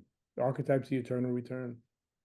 So when we're dealing with archetypes, we're talking about not just, again, the same thing, but these patterns are conserved in the psyche of Howard a parent, the Kali mother, the generative mother, the loving father, the destructive fathers, war, peace, on and on and on. These are all embedded into our morphogenetic archetypal history. Now, one of the great researchers that did, I think, some of the best work on repetition, you know who it was? It was Freud. We want to kill him off. I don't know how it is in Romania, but in America, everyone wants to kill Freud off. You know, it's outdated. It's all about sex, whatever. Yeah, I mean, he had limitations like anybody else. So some limitations to Jung's work too. Okay, and I think, you know, Freud's world was much smaller, but where he was brilliant was the work on repeating, remembering, and forgetting. That's just one of the articles he did. Repeating, remembering, and forgetting by Freud. And then the book he did, or the article, Beyond the Pleasure Principle. The more we look at life, the more we look at our life and our clients' lives and what moves us, is you realize that, my God, it never dawned on me the power of these repetitions. We're repeating and repeating. And Dan, again, I really love that comment yesterday about the show, that it's about novelty. It is in a lot of it. Remember my whole point, though? It is novelty, but there's really no freedom to move beyond that design. As evidenced by the fact that it will die by getting that rock attached to it.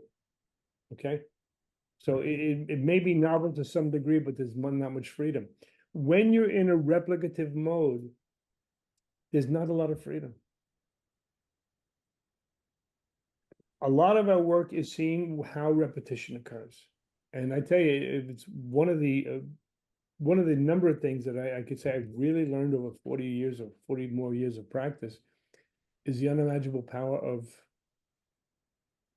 the past to orient us. Now, here's the key, though. The past is not just about your historical past. Let's say we're going to give an example a little bit of a woman that gave up a child, or gave up two children. It's not just that event is what shapes her life. I mean, it's traumatic in and of itself. We know that for the children and the mother and the father that would do this, okay? That's a given. So that event in and of itself is so weighty. However, what makes it even more powerful and what creates the sustaining power of that behavior? It's because you enter a field whose contours, whose proclivities, whose behaviors are prefigured and pre-existent. In many ways, anytime you work with somebody that has given a child away, you can anticipate some of the issues that are going to come up. One major one is unconscious guilt and unconscious shame. And one of the ways that manifests itself is by continued experiences of self-injurious behavior. Not like that you hit yourself, but ridiculous business deals, terrible relationships with others, colleagues, friends, lovers, partners, whatever. What are you doing? Why would you do this kind of thing to yourself? You know, oh, I got it. And you begin to realize Sorry. that one of the ways that you can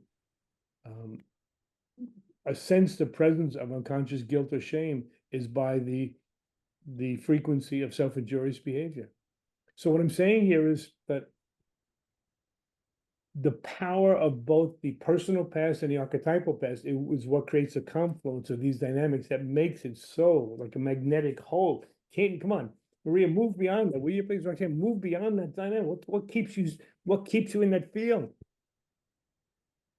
It's the power of the field. And I told a story yesterday a little bit about, that's how I got to this, was saying, my God, what can hold you in this orbit? And as Freud would say, even when it doesn't bring pleasure, it brings misery. First, second marriages, the same kind of crazy dynamics. What are you doing?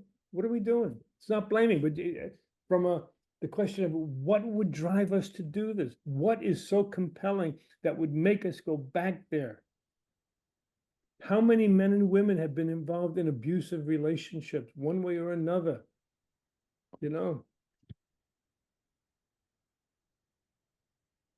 So let me take a question and we'll move on. Okay, it looks like Dana has a question.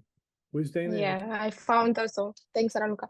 Okay. So my question was, how can we try to open the eyes of a patient without interfering with his process of becoming self-conscious, without hurrying him up, without taking his freedom to become self-aware in his own rhythm?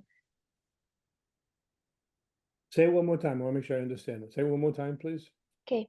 How can we try to open the eyes of a patient of what's happening, the patterns that are happening in his life, without interfering with his process of becoming self-conscious, without hurrying him up, without taking his freedom to become self-aware in his own rhythm?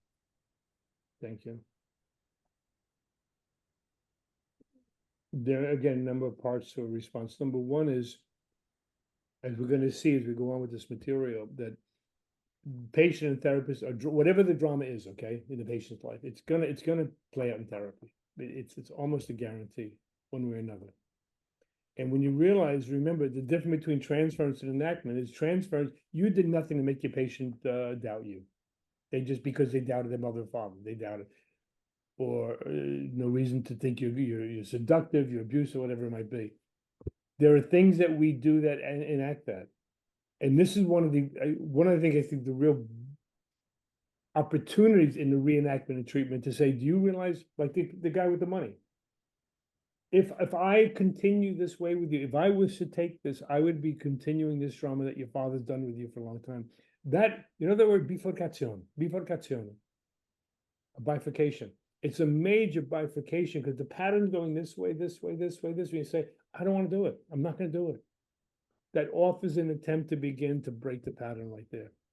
Now, another piece is, in terms of wanting the patient to, if I understand the patient to get to the thing on their own insight.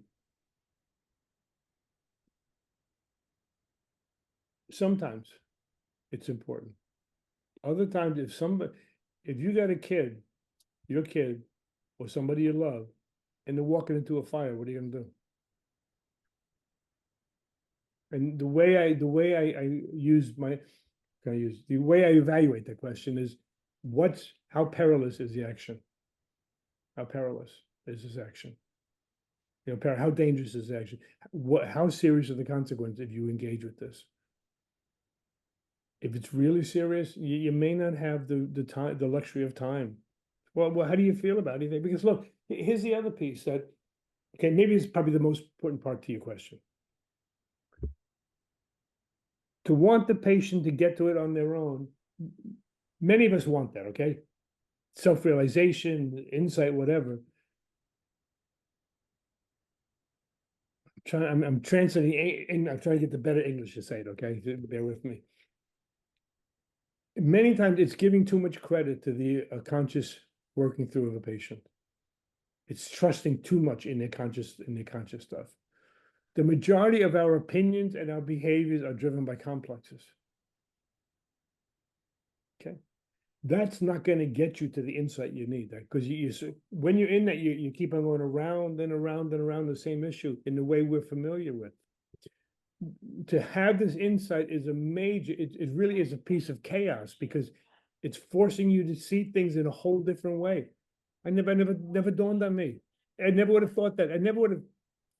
I see my father. I love my father for what he did, the money and all that. And my mother, she just needed to leave, whatever. The degree of defensiveness is so powerful that it's hard to get to what you want. And I love it. I want to get there too. Okay? I'm gonna tell you something right now, though. Watching the power of unconscious replication, number one. Looking at the power of defense mechanism, which we're going to be talking about.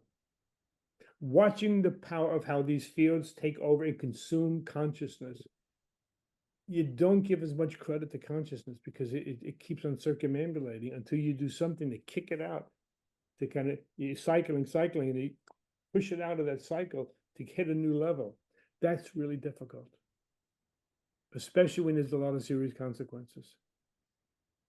So yes, you want to get to the patient. Hopefully, you want to get to the patient, get the patient to that point, of course.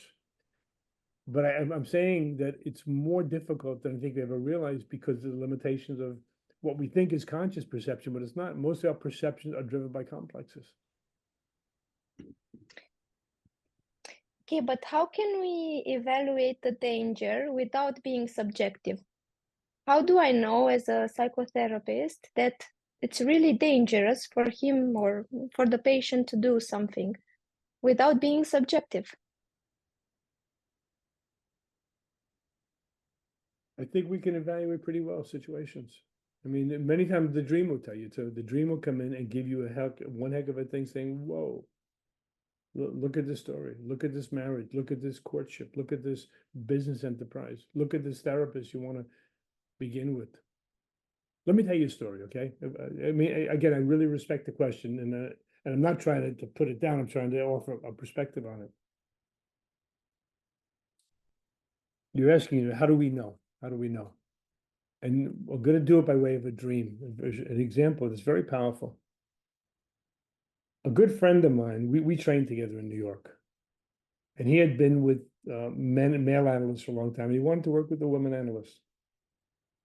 And he found somebody, we talked about it, we had coffee and maybe a beer after training one night. You train late into the day, you have a beer sandwich late night. And he said, I'm going to go have an interview with so-and-so. Let's call her Mary, with Dr. Mary. I said, good, I hope it goes well. And he said, what's your dream? We both had studied a lot about objective psyche and imagery and all this, right? And he goes there really quite excited about working with Dr. Mary. She's good. He knows the training program. She's done good work, very kind woman, whatever. Brave in many ways in terms of how she chose to live her life, somewhat of a, radical lifestyle, but he really respected what she did. So they're talking and about the interview, and then she said, by the way, maybe halfway through, did you have a dream? He said, yeah, I did have a dream. And there are going to be a lot of pieces to this story. He said, in the dream, you, Dr. Mary, was in the the bottom level of my house doing beautiful carpentry work. Really beautiful.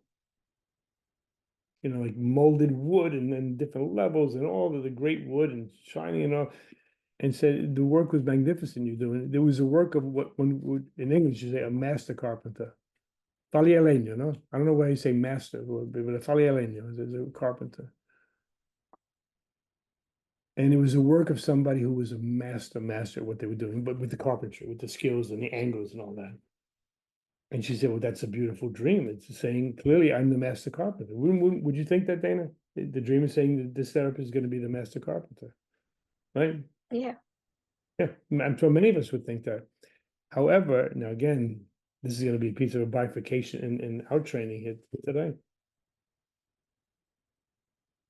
He said, okay, yeah, it's a beautiful dream. Can I ask you, Dr. Mary, one question? What's the question? What question do you think Yes. was central to this? Huh? Sorry, I misunderstood. Andre, you have the question that you think you Yeah. need? What? Yeah, I was thinking about repetition in our psyche inner life as a logic, as being in the logic of surviving, in the logic of defense mechanisms. Beautiful. And What do you think the question was that he had to ask the analyst to really understand this dream? no, sorry, I You're right in where you're going, but I'm just saying right now, this is a major moment, a beautiful dream, a master carpenter. Jesus is a carpenter, great carpentry, wonderful skills, years of training to do that. And of course, everyone would think that this is a great dream, and we have reason to believe it's a wonderful dream. But there's one major question, and again, you may get a little upset with this, but there's one major question you need to ask the analyst, which is, Where you were? huh? Where you were? In the basement or not? That's That's not the a, question. it's not a question where you work. The question is, can you really do finished carpentry? Now, bear with me.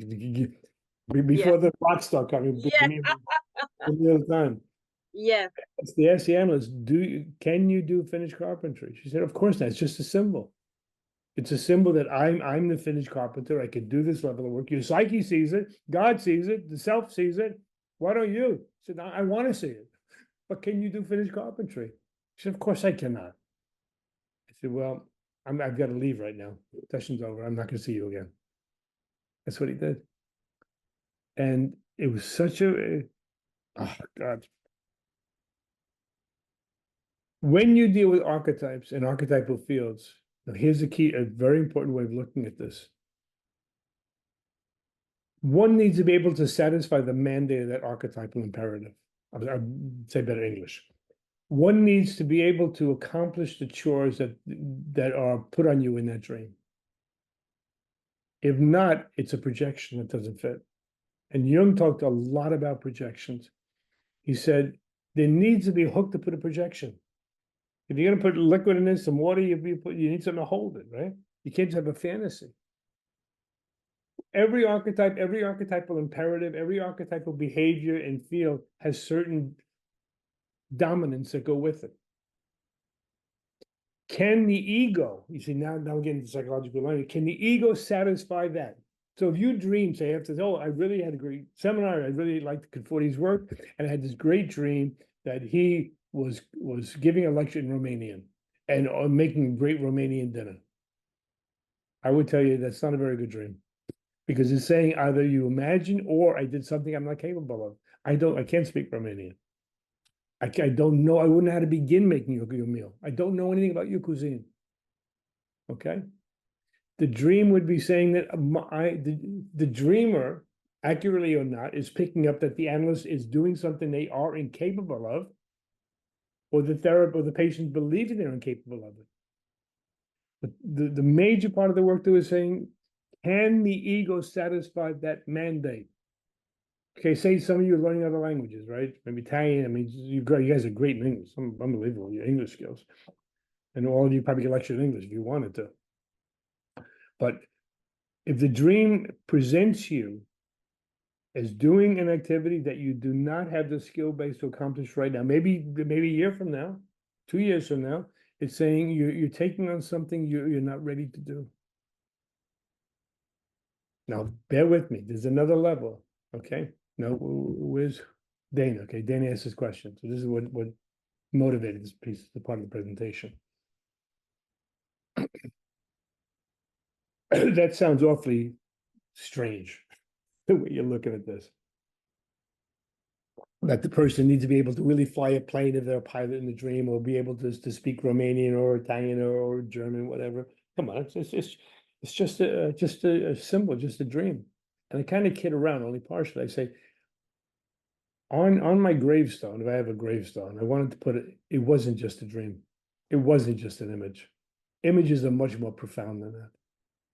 There's a brilliance to the psyche. Somebody said, I think Michele said yesterday, that the psyche will give you that image that you need to understand something in a way that's so profound.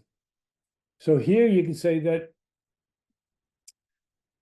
the unconscious is providing a situation that wants you to, and this, by the way, I should back up. This individual, my friend, had been in analysis for about 10 years already. So they were looking for master analysis, not a beginning. And I think we all know there are different levels. Some you want to get somebody into life and into engagement and to, get in a life job and all that kind of stuff. Other people, after 8-10 years of analysis, it's a very different process. And you need different skill bases. If you want to you want to put a little bookcase in your home, a simple thing, you don't need a finished carpenter. You don't need to pay top dollar. If you get a finished carpenter, you're gonna pay a lot more money because of the skill base they have. And they work. I had one in my house years ago. 2 of them I had. It's unbelievable watching them work. They are literally masters of what they do. What they could do with a piece of wood, I couldn't even dream of doing that with a piece of wood. It's a different skill. Now let's go down and go up another level with the story. So let's say the dreamer is right, saying, well, can you do the wood, master carpentry? Of course I can. It's just a symbol. He said, okay, I'm not going to work with you because I don't think you have the level of a master therapist. You're nuts, said the therapist. So my friend, you're crazy. You're neurotic. And we talked. I said, you know what's going on here? You are putting yourself in an environment where the therapist did not have the skills to take you on the level where you really were. Your mother was a severe borderline with psychotic features. She never offered protection for you. The dream, now here, where's Dana? This gets to your point, Dana. The dream was protecting the patient in something they couldn't realize on their own initially. That to be with that therapist would have been a repeat of being with a mother that didn't have the skills to take care of them because they were so deeply wounded themselves. Not blaming the mother. She was wounded, a very wounded person. She couldn't provide the security, the love, and the protection for that kid that she wanted to. She couldn't do it. In going to this particular Dr. Mary, who was very much good with the beginning therapy with people, the basics, like building basic ego skills, whatever. This is not the sophisticated level. It's like you take swimming lessons with somebody. Well, you don't want the Olympic swimmer for basic to teach the baby swimming lesson necessarily, because they're so advanced in what they do. The dreamer was saved by that dream of entering yet another maternal environment where the maternal could not take care of them because they did not have the skills. To have stayed with that therapist, even though it's crazy talking. Can you really do finished carpentry? It's crazy thinking.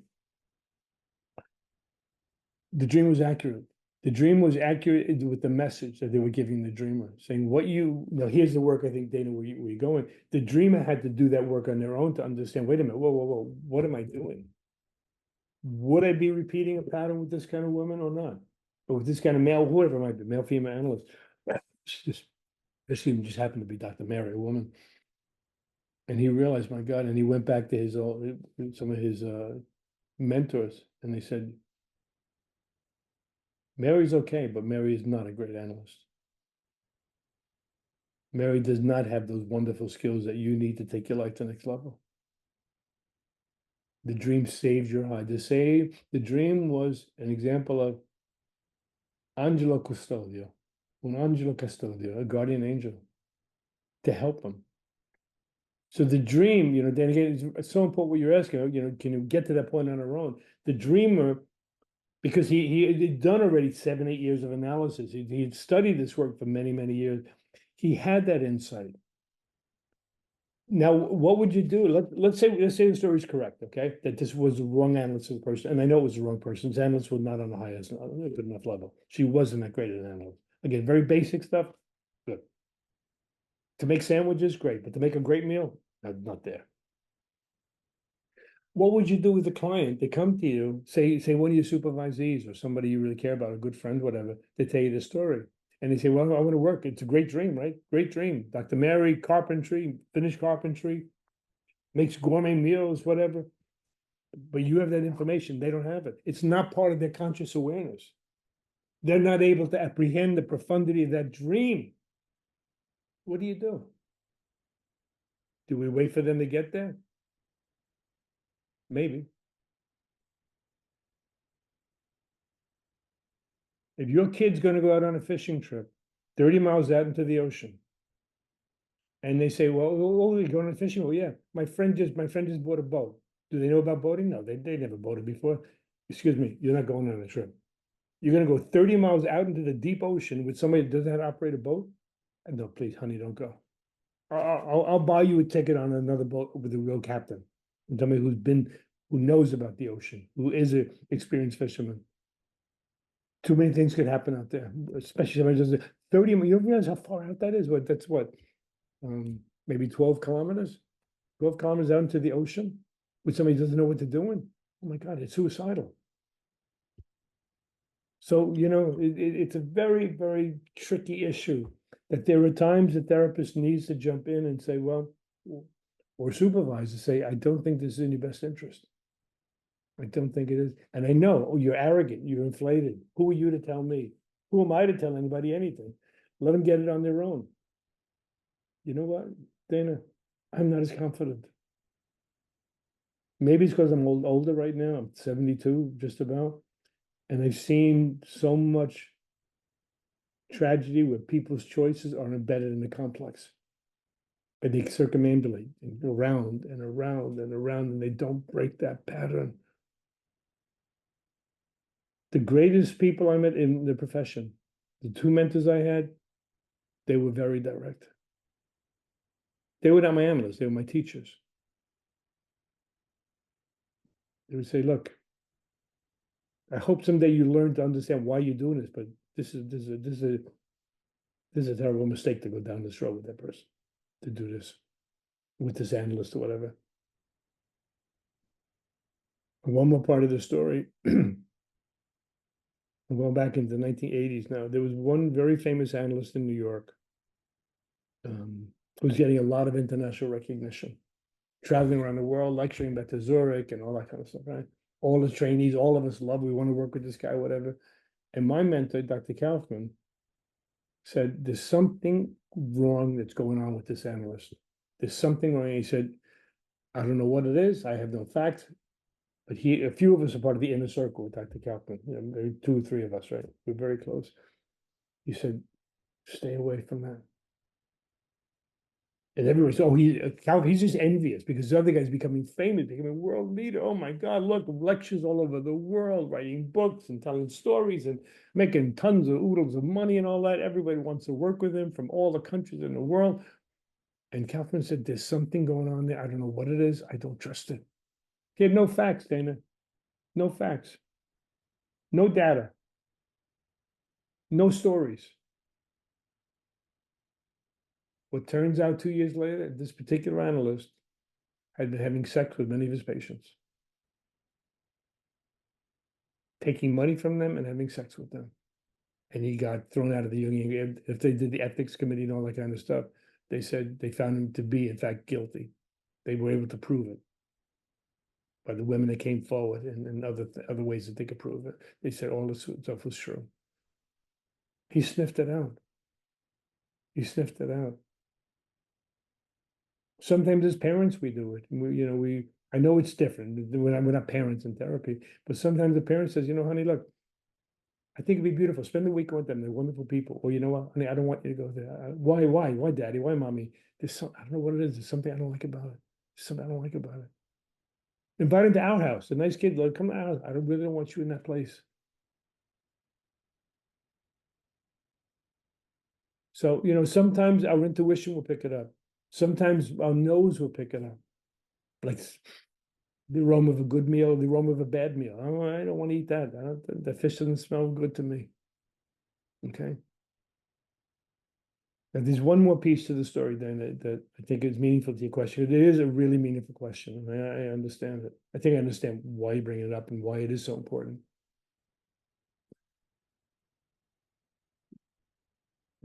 James Strachey, you know the name? Maybe put that in the chat. James Strachey was a famous Freudian analyst. He was one of the translators of Freud's collected works.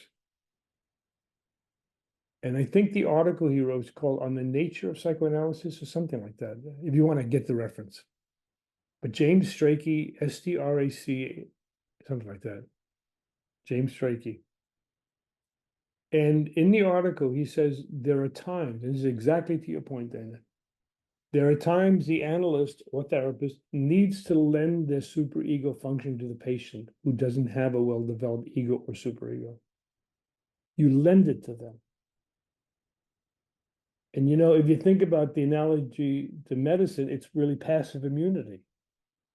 You're like when you get a vaccine, we all get the COVID, maybe people get the COVID vaccines or whatever, or smallpox or polio vaccine, whatever.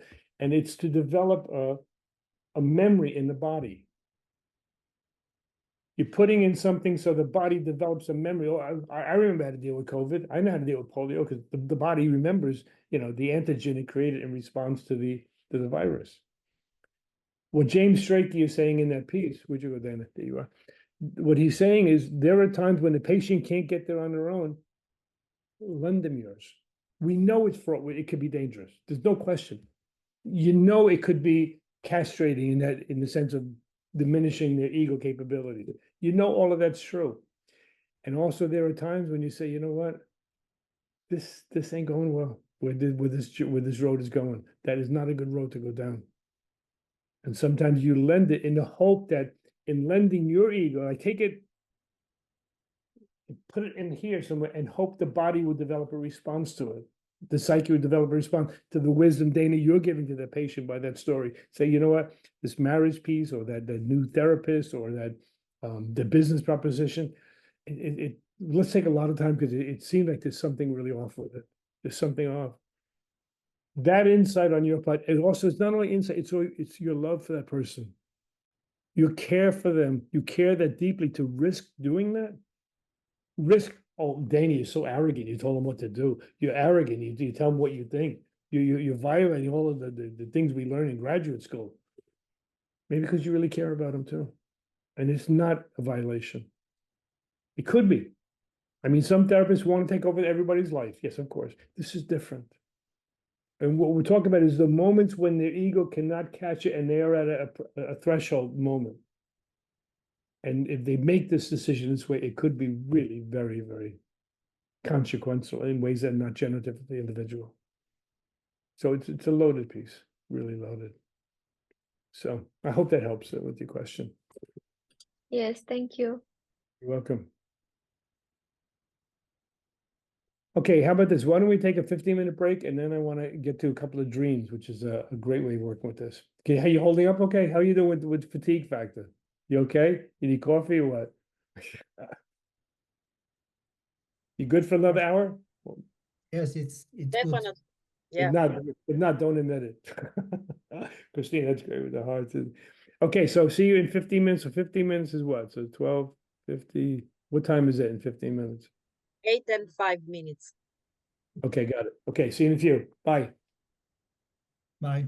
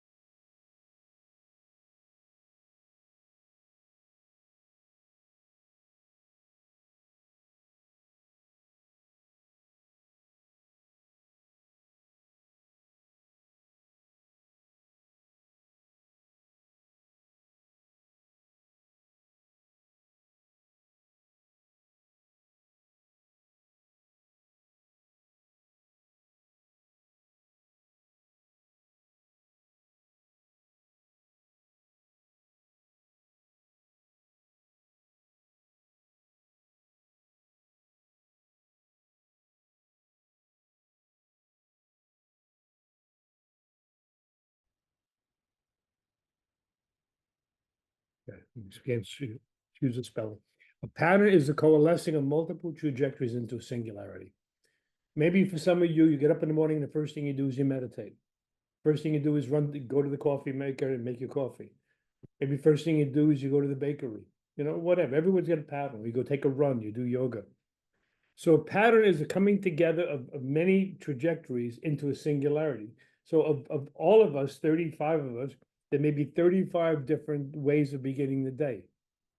Yours has this pattern. Like for me, for 30 years, I wake up and I have a bagel. I love New York bagels. I love them. And you get it with lox, with salmone, con un po' formaggio, chi sta stato buono.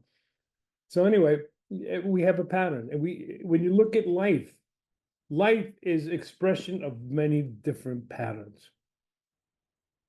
I mean, you look at people's faces, you can tell pretty much who's in their 30s, who's in their 40s, who's in their 70s, and whatever. You could tell. I mean, it's kind of simple. But hair begins to turn gray, and the face, and us men, we begin to lose hair colors and all, and lose hair, not just the color, we lose hair. And Adolf Portman, I mentioned before, he said this so beautifully, and he said, the bird, talking about birds, right? The bird tells their stories in their song. In the springtime, you begin hearing the birds coming back, the woods are alive again. And in the summer, it's fully alive. There are many thousands of birds and songs and how beautiful. In fall, not as much. And in winter, he said the silence of the wood is deafening, letting us know that the seasons of the summer are gone for the birds. And he also said the birds tell their story by their ornamentation, by their feathering. The young birds, they're very, very young, they have little puffs of hair, whatever, they're brand new. And then as they get ready to be, in the stage of mating, they have some beautiful coloring and vibrant colors and vibrant hair and all that great stuff. And they are communicating their stage of life by the ornamentation. When they get older, it gets, again, as I'm saying, like those of us men or whatever, we get a little more sparse, we lose hair, and we don't have the same energy, and we're no longer part of that earlier stage of life where you are mating and you're making new species and the new generation and all. So what's beautiful about the way he says it is nature is revealing its story by way of its symbols and expression. I love that. I'll say it again. Portman's piece is that he's saying that nature reveals its story, okay, by way of these patterns, the hair, the coloring, the songs. Some songs are mating rituals. Some songs are sadness, they lost their partner, okay? Jung and von Franz understood this, and when von Franz and Jung would go to the symbol, the dream, and they would say, okay, yeah, how is this reflected in the culture, in the Japanese culture, in the Romanian culture, in the Italian, what does it mean, whatever. And while there are many variations in the culture, say the cat might be very different for the Chinese, for the Orientals, as they are for the Westerners, there are still a number of basic ontological features to an image. And the really great Jung is not only did they have this encyclopedic ability to see the Chinese, Japanese, German, whatever it might be, how they work with that image, but also understanding that there are some core issues in parenting, in not having children, marrying, not marrying, a second career, changing careers as we're older. Somebody like me, I've had one career all the way through. And you realize that with each of these roads, there are certain things that go with that story. And I don't think I mentioned, Sylvia mentioned, but I've worked in the movie industry for about 20 years as a script consultant. I work on movies, providing an archetypal perspective. And what you look at is the story archetypally coherent or not? Is the story telling a piece of human nature or not? And I'll give you one example to really do this piece about how images have a coherent relationship to the field that they're in. One movie I worked on was called Pride and Glory. It's about a New York police film that actually my cousins wrote it, and they brought me in as a consultant. And there's one scene where the woman is dying, one of the men's wives is dying. And she's got maybe a day left. She's at the end of her life, a terrible cancer. So the man comes home, honey, how are you? And she's sitting on the couch looking at the bedroom where two children are. And she says, well, you know, little Billy's got a cold, he's coughing. Little Mary, she's got a sore throat. So I'm just watching to see how they are. And then she says to the husband, she said, look, I know this is probably my last night. Let's go in the bedroom and make love. Every alarm went off for me, saying, never in a million years would this happen. Let's go make a, she's talking about physical love. Let's take our clothes and go in the bedroom and make mad love and passionate love. And I said to them, I said, only a man would write that scene. And a man without any kind of eros would write that scene, because no person, especially I think a woman at that moment, she would want to be held by the person. You'd know that we were together watching our kids. My kids are going to be safe. It was so, and here's a part of the language, it's so totally archetypally incoherent. It's dissonant. It's an archetypal dissonant note to play in that melody. And they worked with, and they did change the scene. They changed the scene. And I said, you know, look, no audience member, I mean, whether they know it or not, this goes back to, I think, Dana, where's Dana? I don't know. Dana's question about what the patient can get to on their own. It's not that the audience is going to know it, but it resonates with, this is right. And Von Franz said, kids know it. Kids know it because there's an archetypal coherence of the story. And when mom and dad tries to change that story, no, I want the old story, Mom, but you heard it 100 times, 500 times. I know, I want to hear it 500 more times. Can we do it differently? No. And she said, because that story is part of an archetypal pattern of life, part of the natural rhythms of life that resonates with the soul of an individual. A woman in the last hours of her life and a man in the last hours of their life together, they're going to go to bedroom and have sex? I don't really think so. That's not, doesn't work. It's not part of human nature at that moment. You say, well, everybody's different. I understand. You know, we're all different. But I don't think anybody's going to be so far off the curve at that moment to want to engage in that kind of activity and behavior. So taking this to dreams. And I understand if you're having trouble with the piece, the example of the woman in the master carpenter dream. I can imagine it's difficult. I had a lot of difficulty with this. I don't so much now because it's been proven to me time and time again. Like in the story, we now see that he was projecting qualities onto her that he did as a child onto the mother. We don't want to see our mother as faulty. You know, we become the faulty one rather than seeing the mother's fault. Oh, mommy, she fell asleep because she's tired. Mommy did this because of whatever, instead of realizing mommy's burnt out. Mommy doesn't want to be a mommy anymore. Mommy's got an addiction, or mommy's severely depressed. She can't take care. No, it's me because I'm no good. I can't do it. I'm not a good child. I'm not a good son. I'm not a good daughter. And Melanie Klein called that a narcissistic defense. I don't know if you know that term. When the child takes on the disabilities of the parent. So what you develop as you're looking at archetypal patterns, I mean, in this particular way, is you're looking at field and form. What aspects go with this form? What goes with this field? Okay, as Sylvia mentioned, I love cooking, you get your frying pan out. Today I'm gonna make something, bastegalich, pasta alioli con olich. Garlic and oil with anchovies. I'm making that to some friends coming over later. And you get your frying pan warmed up, you put your olive oil in, you put a little hot pepper in, and then you put your garlic. Now, only one cousin knew how to cook the garlic, my grandfather. I can't do it. He got it just to that point where it was browning but not burned and releasing all the flavor. The point is you can anticipate, you put things in the frying pan, you can anticipate what's going to happen. I know that smell, it's burning, the sauce is going to be bitter. Well, how do you know? I mean, it sounds simple, right? course, we know that. It's the same with patterns on all levels, and we're reluctant to take this work with patterning into therapy. It's the outer world, Okay, cooking, we understand cooking. You go to the grocers and you check the tomatoes, you check the peaches, too soft, the eggplant's too soft, the moulignan. It's too soft, I don't want it.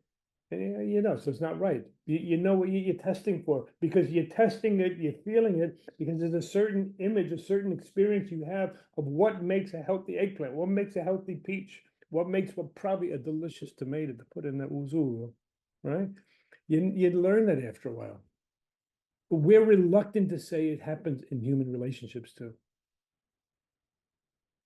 Now, one of the ways that these patterns, coherent, incoherent patterns occur is on the unfolding of a treatment relationship. So let me move to that right now to try to explain more of what I was doing with that dream. And again, I do know I probably blew my opportunity to come to Romania with the invitation with that story. Okay. I'm going back about 20, maybe 30 years, and this is the case that really I learned from. I'm giving you some of the cases that I learned great lessons from. A woman calls me up, again, let's call her Gina. And she said, I heard you're a young analyst. I heard you're good at what you do. I'd like to make an appointment. I said, okay. So I get my appointment book out. And I say, well, what about Tuesday, Wednesday? No. Not that quick. I have some questions for you first. Okay, how about the question? Tuesday, Wednesday, you come to the appointment and we talk about it then? No. I have my questions for you right now. If you don't answer them, I'm not going to come to the session. Pause right there. Stop the video for a minute. Do you realize what a major perturbation you have in front of you, what a major issue you have in front of you? You have a dilemma. You have a choice you got to make. Now you can say, what's the big deal? Answering question. It is a big deal. Quando cominci con una domanda, c'è una buca nera. Capisci? When you begin with one question, you get into a black hole usually. 1 leads to 2, 2 leads to 4, 2 leads to 18, and there's, well, on and on. And I make a decision. Now, this is really important because you got to work with what's happening in the therapist. And somebody brought that up before. What's happening in the therapist psyche? Now, I didn't need patience. I wasn't hungry for patience, but I loved my work. And, let's have another hour and let me see what would happen. So I said, okay, what is your question? No, she said, no, it's not my question. Non domanda, domande, plural, questions. I said, okay, oh my God. She said, where'd you do your analytic training? I said, I trained at the New York Young Institute. Now, you think it's going to end there? Oh, okay. How many years did it take you? Now, I know the water's boiling. The water's boiling, and you're going to get burnt with this. Everyone's going to get burnt. But the thing is, I was wondering, of course, that this is the question as we're walking through a situation like this. What's being enacted? What's being put together? And the question that helps me, again, use it if you like, is in service of what is this behavior? In service of what? I didn't know what it was, but I knew it was a major provocation. I was provoked. I knew I had to make a decision. I knew it was going to play out in the therapy one way or another. I knew if I didn't answer the questions, she wouldn't make the appointment. If I answered just one of them, she wouldn't make the appointment. So I had to make a call at some point, when am I going to stop with this flood of questions? Then she said, well, are you married? I said, okay, basta così. Basta così. No more. I said, I answered the 2 questions, where I trained, how long it took. I did answer that one. So it took me 80 years of training to finish New York. It takes Jungians 80 years to finish your analytic training. In New York, it was anywhere from 10 to 14 back then. So anyway, I said, well, that's it. If you'd like to make an appointment, I have my book here. You let me know you want to call me back. She said, no, okay, you answer my 2 questions. That's good enough. I'll make the appointment. Pause here. Il campo precede la forma. Che significato di quello? There's already a field in place. that these things are part and parcel of. Jung gave a great example. He said, you know, in terms of understanding archetypes, one of his early, not a metaphor, one of the ways to illustrate, he said, take the nest of birds. Some birds build it under a part of a roof, like not on a roof, right under the roof. Some build it on the ground. Some build it in the trees. And he said there's a preformed design and a preformed location for those bird nests. A swallow, I don't know that word in Italian, but one kind of bird will build this really intricate design, like, and it has like a little piece, like an entryway, like a nice entry to a house. Others have more elongated, others have more round. And he said the design is preformed and prefigured like the shell. And he said it's, in many ways, it's proof that there are these prefigured dynamics in every living system. And the bird, they didn't learn it. They're little babies when they go. They didn't learn from the parents. How do you do this? How do you build underneath the roof? How do you build that? How do you do the architecture? It was innate. Not learned, it was innate. So you're asking yourself, I wonder what this drama is about and what's unfolding between us here. I didn't know what it was. I knew I was provoked. I knew she was provoked. She was being provocative. She was just being maybe a good consumer. She wanted to know. But I had to set my limits after the two of them, right? And then she came to the appointment. Now learn to listen on multiple levels. Communication. There's manifest communication and latent communication. There's conscious communication and unconscious communication. Manifest and conscious is I think and I feel and I want and whatever. You know. The unconscious communication is revealed by way of narratives, stories. What about that restaurant you went the other night, Dan? Tell me about the restaurant. What was it like? Maria, was it a good place you went to? Was it really good bakery? Did you get really great food at that bakery? Was it great? And you tell the story. You tell the story, David, you tell the story about the waiter, what it was like. That waiter, oh my God, they were incredible. Oh my God, that waiter, they threw the food at us. They didn't give a damn about us. Okay? So you get the point. The story, because the stories are coming from the unconscious. It's not processed by the ego. That's why the real bread and butter of our work are narratives. And you want to diminish as much as possible, I think and I feel and I want and I don't want. Well, that's a great interpretation. I don't like that interpretation. It's all manifest. So she comes in. Now try to listen with multiple ears, okay? And the word for the narrative is what's called a derivative communication. Derivative communication. And the communication is really, the derivative is equivalent to the voice of the self in dreams. The same voice. The same voice. So she comes in and she says the following. I'll do it in first person narrative. Well, thank you. Thank you for answering my question. They were really helpful. And I'm really glad you were not a rigid person like you wanted to be originally, like just not answering my question. Thank you so much for that. Conscious, unconscious, or conscious, right? It's all manifest. You're not going to go anywhere with that one. And she said, yeah, you know, I know a lot of the therapists, psychiatrists, they're very rigid, like the Freudians. Oh my God, they make you lie on the couch. They don't answer your question. They use silence. Oh my God, all these horrible, terrible, terrible, horrible, horrible things. But you're not like that. You're different. You answer my question. I wish you answered more of them, though. I only got 2 of them answered. Not enough, but enough to get me in the door. She said, now because you answered my questions, I could trust you. Now, again, in Romanian, I don't, with the language, it's interesting. In Italian, it's to trust is a really profound verb usage. You say, posso fidarmi a te. I could trust myself to you. Is it similar in Romanian? It's a reflexive verb. I love it because it's saying, look. In Romania is mă încred în tine. I put my trust in you. That is the same. Mă încred eu. Me. Yeah. Put my trust in you. So mă încred în tine. I love it. It's the same thing. See, in English, you say, okay, I trust you. But the deeper, profound implication from what you're saying with Romanian Italian is, posso fidarmi a te. Io non posso fidarmi a te. I cannot trust myself to you because of what we've been through, or I can trust myself to you. I can trust myself to you because I have reason. I love that. I love that. And she said, again, English, I trust you because of what you did. Okay. So I'll manifest. If you take that as a self-talking, mistaken. It's too simple. It's too simple. Then she goes on to say, well, I said, well, would you like to tell me why you come into treatment? She said, yes, I will tell you. She said, I'm now about maybe 42 years old, very attractive woman, well-dressed, well-spoken, a professional woman, had her own business. She said,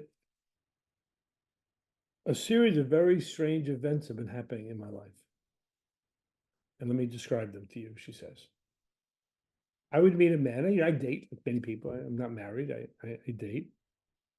And I meet somebody, and we have dinner, maybe have lunch or coffee in the beginning, something simple, and then we get to know each other, maybe a second cup of coffee, second date, whatever, then dinner. And I kind of like it. It feels good. I feel maybe there's something here, some spark between us. And we get involved, maybe 3 months in, maybe we sleep together, we make plans together, maybe vacation together. And I think, wow, this may be part of my future. I really like, and he knows me so well. I don't know how he does it, he goes on to say. He says, I bet you like chocolate. You know what? I got you a chocolate. You know the special chocolates from Switzerland and Germany where it's orange inside the chocolate? How do you know? This is my favorite chocolate. How would he know I love chocolate with orange? It's my favorite in the whole world.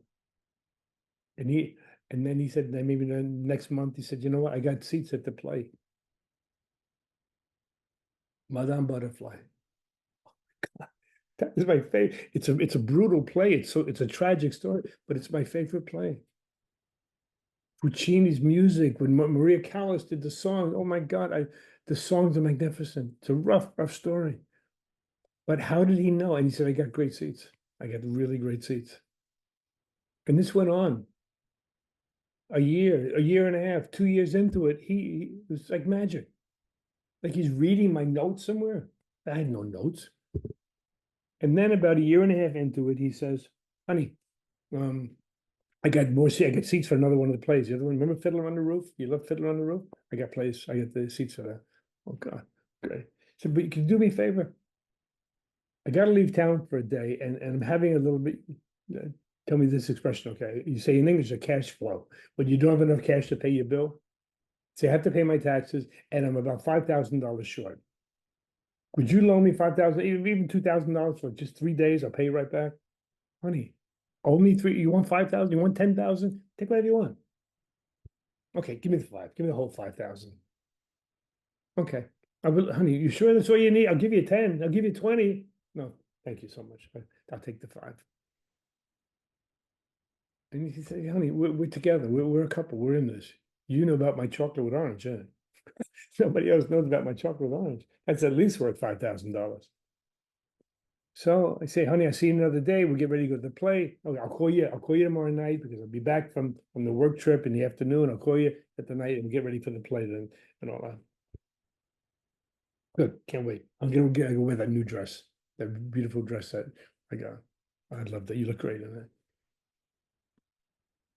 3 o'clock in the afternoon. E 4, e 5, e 6, e 7, me nessuno. Non c'è niente. Non c'è niente di lui. Lui non è telefonato. So maybe he got delayed. He has a cell phone. He could, maybe no cell phone back then, 30 years ago. Right? But, he could have called. I hope he's, oh my God. And then he never called that whole night. Oh my God, maybe he's in a hospital, maybe a car accident, maybe something happened. And she's kind of getting all worked up. Maron, oh God, she's scared. And I have no way of reaching him. And then he may still be out of town. He's supposed to be back. We're going to the play.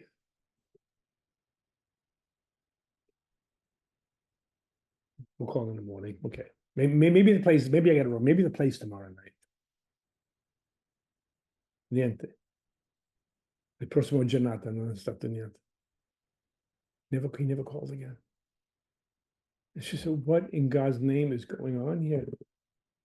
All we've been through and then nothing? She said, well, this is my story, but here's the biggest part of the story. The same exact thing has happened in my last 3 relationships. I can't believe it. No one would ever believe me. They would say, you're making this up. I'm telling you the God's honest truth. The same thing. They know what I want. They know what I like.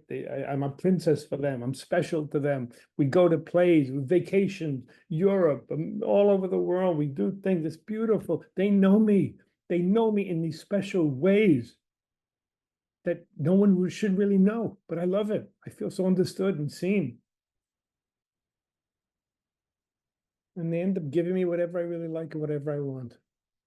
And I end up getting betrayed 3 or 4 times in a row. The last 3 or 4 men I've been with the same exact story. I'm here to try to understand what happened. What's going on?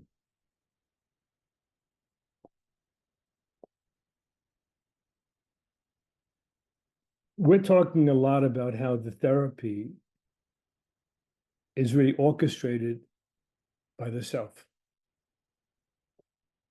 The therapy, the interaction between patient and therapist becomes the canvas upon which psyche tells its story. Sometimes a wonderful story, sometimes tragic story, but nevertheless, it could still be redemptive either way.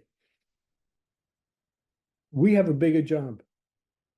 What do you think? What do you feel? Well, how do you feel about what these men did? What do you feel about all that? Oh my God, I wonder why that happened. Excuse me, can anybody see what's happening in the interaction now? I'm sure you can see something in the patient, and maybe you can even anticipate what the story is in the patient. What happened in the interactional field between patient and therapist? Anybody catch any of this? Sylvia, you're nodding. Anything you pick up with this or no?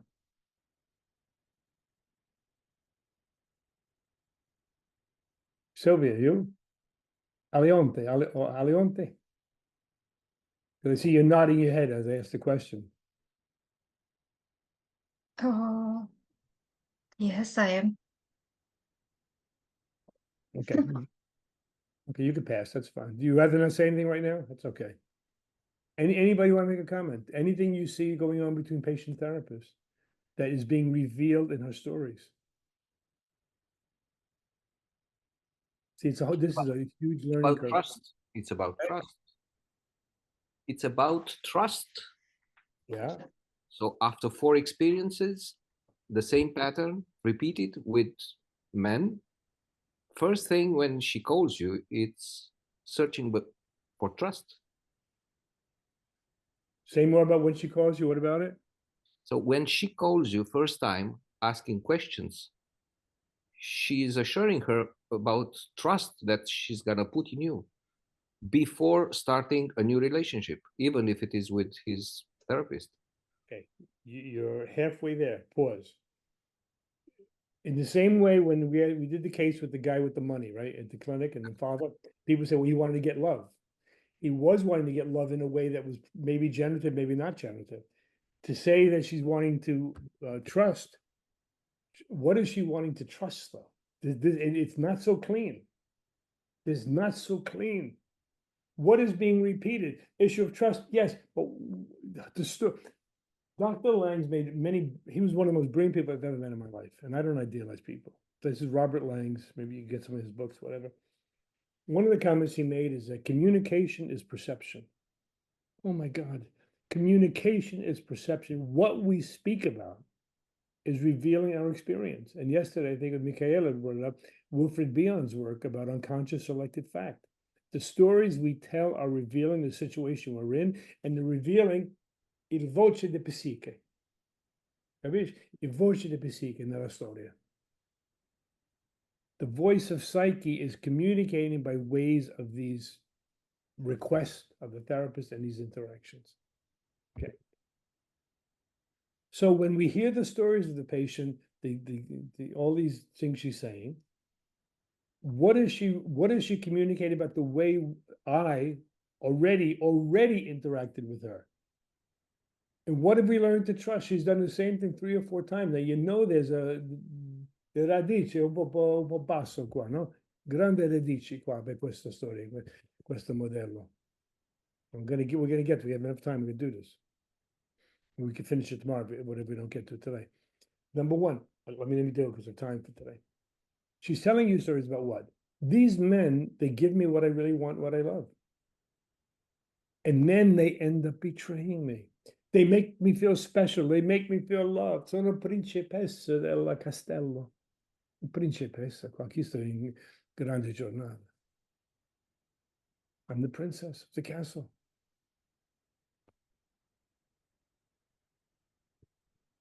Trauma is also revealed through repetitions.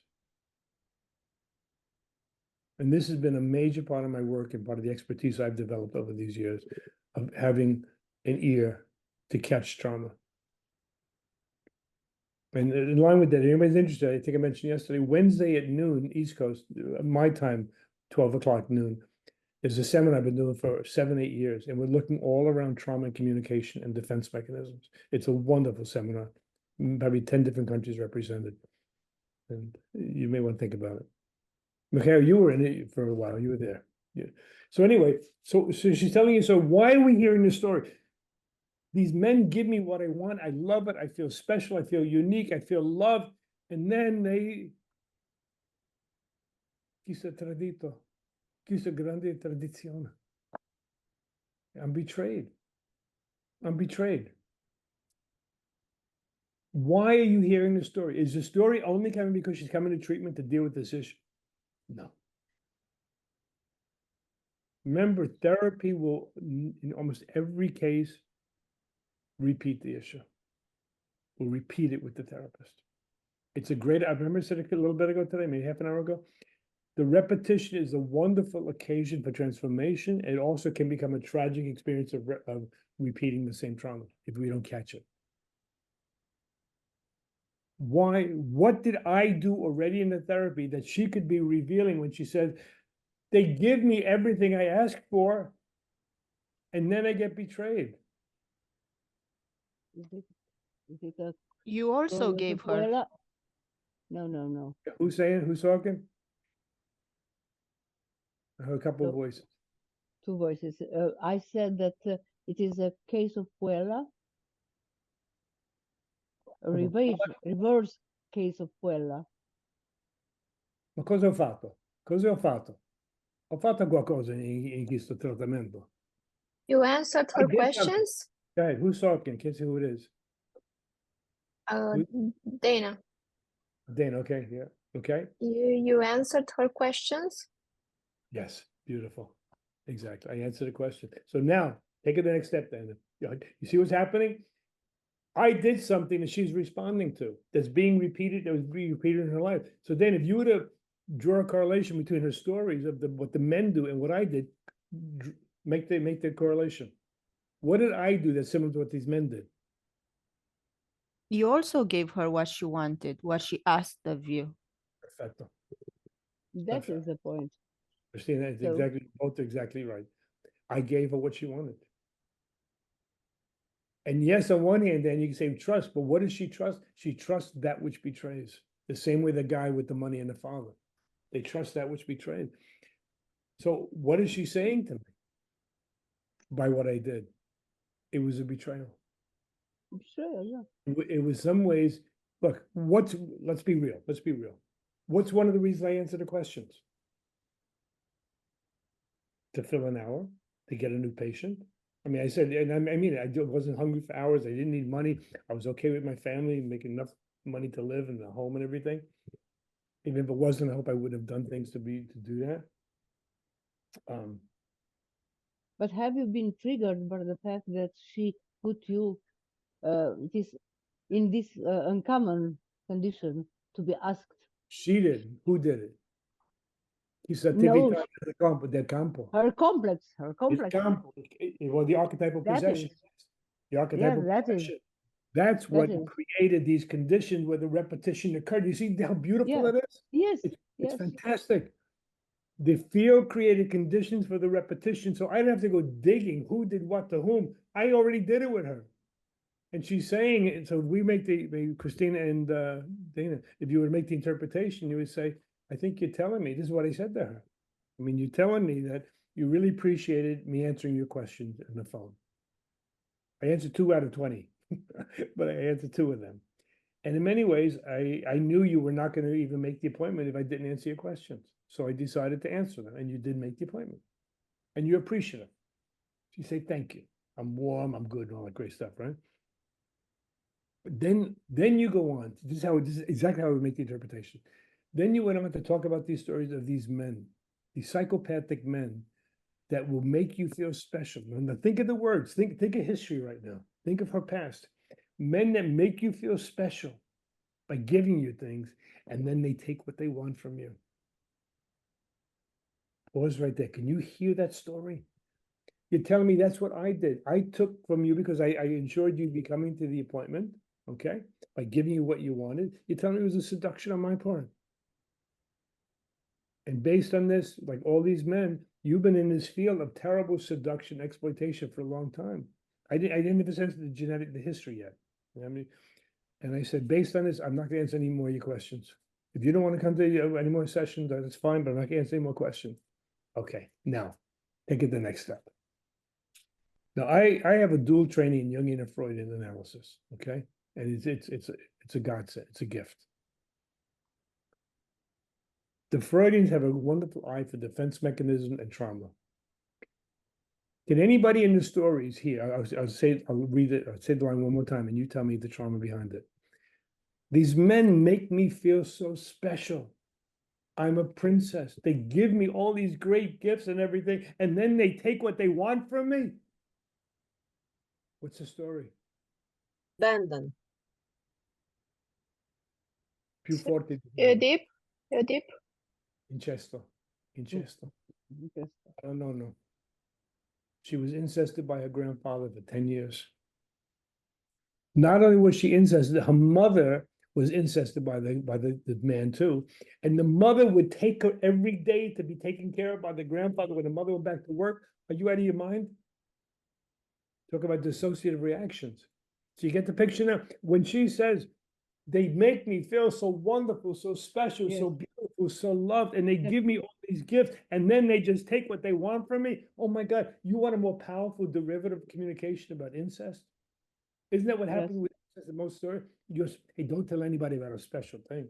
I'm sorry to maybe touching nerves, I'm sorry. But that's the way this stuff works many times. You know how special.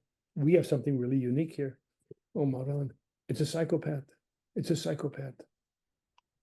She was caught in the field of being the victim to the psychopath, Psychopath. and she couldn't read the pattern. Now, when it was Dana here, Dana, with the question before about how, but insight, I had to make the bridge. I said, you're telling me that I am one of these people that also abuse you by giving you what you wanted, by the questions. It's not what you want, it's what part of you wanted, but it's now clear that in asking me the question and me respond, I had a decision. I could have said yes or no. I decided to do it, right? But in my agreeing to respond to these questions, I became an abuser. And I proved to you that it must have proved to you in some ways all men are the same. They'll take what they want from you. We're not going down this road anymore. You could terminate therapy right now if you wanted to, but I'm not going to answer any more questions because it's clear it was playing out a drama. You see, oh God, this is terrible to say I love it, but what I do is I love discovering this stuff.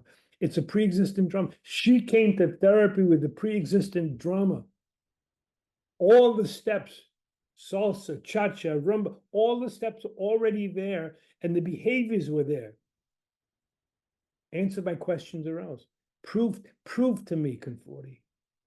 Prove to me, Dana. Prove to me, Andre, that you betray me too. Prove it. I'll give you all the rope you need to hang yourself. I'm not coming. You want a new appointment, right, Christina? You want another hour? You want another patient? Yeah. You don't answer my question. You ain't getting it. Give me what I want. And so that I could prove to myself that you're no different from all these men and my grandfather and my mother. Oh my God. This was the first big case that I learned this stuff on. It was unbelievable. And you know, the issue about should you answer, not answer, go to the bigger issues. The bigger issues, the unimaginable fidelity in these stories of the repetition. I would hope that captures your attention in the story today. I mean, I'll never forget it. And that's over 30-something years ago. And this became a wonderful case. Some cases we don't do too well on. This case I really did well after this. Because she had the sense, it was una bifurcazione, like questo modello, no? Or bifurcazione, it's a bifurcation in the pattern. Where I said, okay, I played it out. I was a bad one, so to speak. I proved to you I'm like all the other men. I'll take what I want to get what I want. I'll seduce you the way I want to, so to speak. I know it's not the same. Come on, I'm not simplistic. I know it's not the same as the incest and what these men did to her, but it resonated. You can see where it's a similar pattern. It captures that pattern. We broke the pattern. And somebody asked a question before. È necessario rompere questo modello, rompere il campo, to shift the field too, to break that pattern. We did it. When she went on and she made a good life for herself. She had a good life in other ways, but this pattern ended when we did this piece of work. I mean, I can tell you stories where I blew it, but this one I didn't. I didn't do well in the beginning because I played it out, but we really recovered, and it was a really very important piece of work. But this is again how I learned about the drama. Let's on it. We have a few minutes left. Number one, preesistente. Questo modello è stato preesistente. Good language here. It's a pre-existent pattern. It's preformed pattern. Number two, the pattern will begin to emerge once she begins the therapeutic thing. Even the first phone call. You're going to tell me the first phone call? Therapy begins in the first phone call. It already began because I'm already doing things. She's doing things. Number three, the pattern that we were playing out was part of a much larger historical pattern in life, which is playing out temporally. It was playing out in the current life with the men, the boyfriends, all that kind of thing. Its origins were what? The grandfather and the mother. Also, it highlights the unimaginable fidelity, all the pieces fit. Do this way, and it's like a puzzle. But you got to do this to get that puzzle to work. Answer my question. Prove to me you're seductive. Prove to me you could be bought out. Prove to me that all men are the same. You're no different because you did it too, man. So that's why I said the repetition is a tremendous occasion. And it also can be a tragedy if you don't catch it. And I'm going to tell you right now, most therapies don't catch this stuff because we're not trained to do it. We're not trained to hear this stuff. We're not trained to look at these dynamics.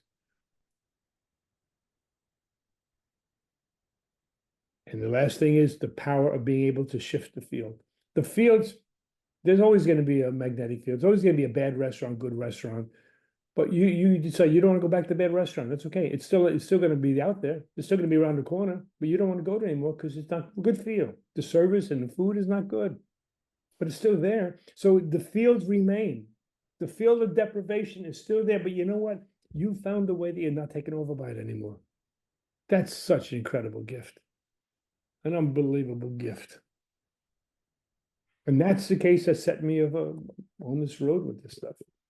Over 30 odd years ago. I owe her a lot, really. No chocolate. No seats at the theater, no Fiddler on the Roof, no Madame Butterfly. Okay. Questions or comments before we stop there? We're going to continue this tomorrow. And I know that, and I'm sure for many of you, it's a paradigm shift. Say we do it all the time. Well, we don't do it all the time. What we don't do, most times we don't look at frame issues, the conditions of treatment, as being the lightning rod. Cito attrazione. You know that language? Una teoria di sistema. Cito attrazione. It's the attractor site that draws a trajectory into a particular system. We have lightning rods, right? Or magnet, the magnetic center. What draws it to it are the ground rules of therapy almost every instance. The time, the money, the frequency, third parties, all of that stuff. It's major. And the other thing is learning to realize that we do things. We get caught in a drama, and our behavior often is the behavior, comportamento del campo. You see what I mean by that? Yeah. Comportamento di analista e comportamento di campo per ripetere questo dramma. Okay, Sylvia, go ahead. Yes. I saw many history, like you said, about this patient, and I saw this pattern repeated again and again, and I tried to find the story. And yes, Freud said repetition. We repeat what we need to learn somehow. We take from the unconscious, take the perfect person who learn how to resolve our traumatic event. All the time. Trauma. It's about the relationship. An event who was in a relation with other person became traumatic in us, and we repeat to resolve. We repeat to try to find a way, and all the time I stay with the dreams, and I try to find the resources, like in spiral. You know the word iatrogenic? What is different? What is different in repetitive dreams? Okay, it's the same episode, but something is changed a little bit. And for me, I try to find this as a resources. Ego try to find another attitude. This Yeah. is he repeat the trauma. But I try to find the resources in the new attitude, a little bit and a little bit with every repetition. And Freud said, we found the solution or lost everything, because the trauma, repetitive trauma, episodes of trauma, it's more and more not easy by episode. It became severe episode. Repeat to and became too much for the patient, and maybe lost the fight. No, look, And Freud said you have two choices to find the solution if you are lucky, or to lost the fight. there's the different, yes, you're right. The different piece is that it's often repeated with the therapist unknowingly. You know the word iatrogenico? Il trattamento è iatrogenico. In this language, for this work, you say what's iatrogenico per ripetere il dinamici del campo. You see the correlation? So when therapy becomes replicative and you're repeating the therapy, the issue, the change is not going to occur. It's when you begin to say, whoa, what have I just done? What are you telling me by the stories of these men? They relate to what I just did with you. Otherwise, I don't think it's going to take enough. I agree with what you're saying a million times. There's a seed of new growth in life. A lot of that will come by understanding the interactive field between the two people, because it's going to be repeated. So look, we pick up tomorrow. Iatrogenico, and again, in terms of this language, it's repeating the dynamics of the field. Repeating the dynamics of the field. So, you ready for tomorrow? Have a good meal. Maybe a glass of wine. And thank you very much. Thank you. Thank you. you. See you Thank tomorrow. all Thank of you. you. too. Bye. Bye. Thank you. See you Bye. tomorrow. Bye. Bye-bye.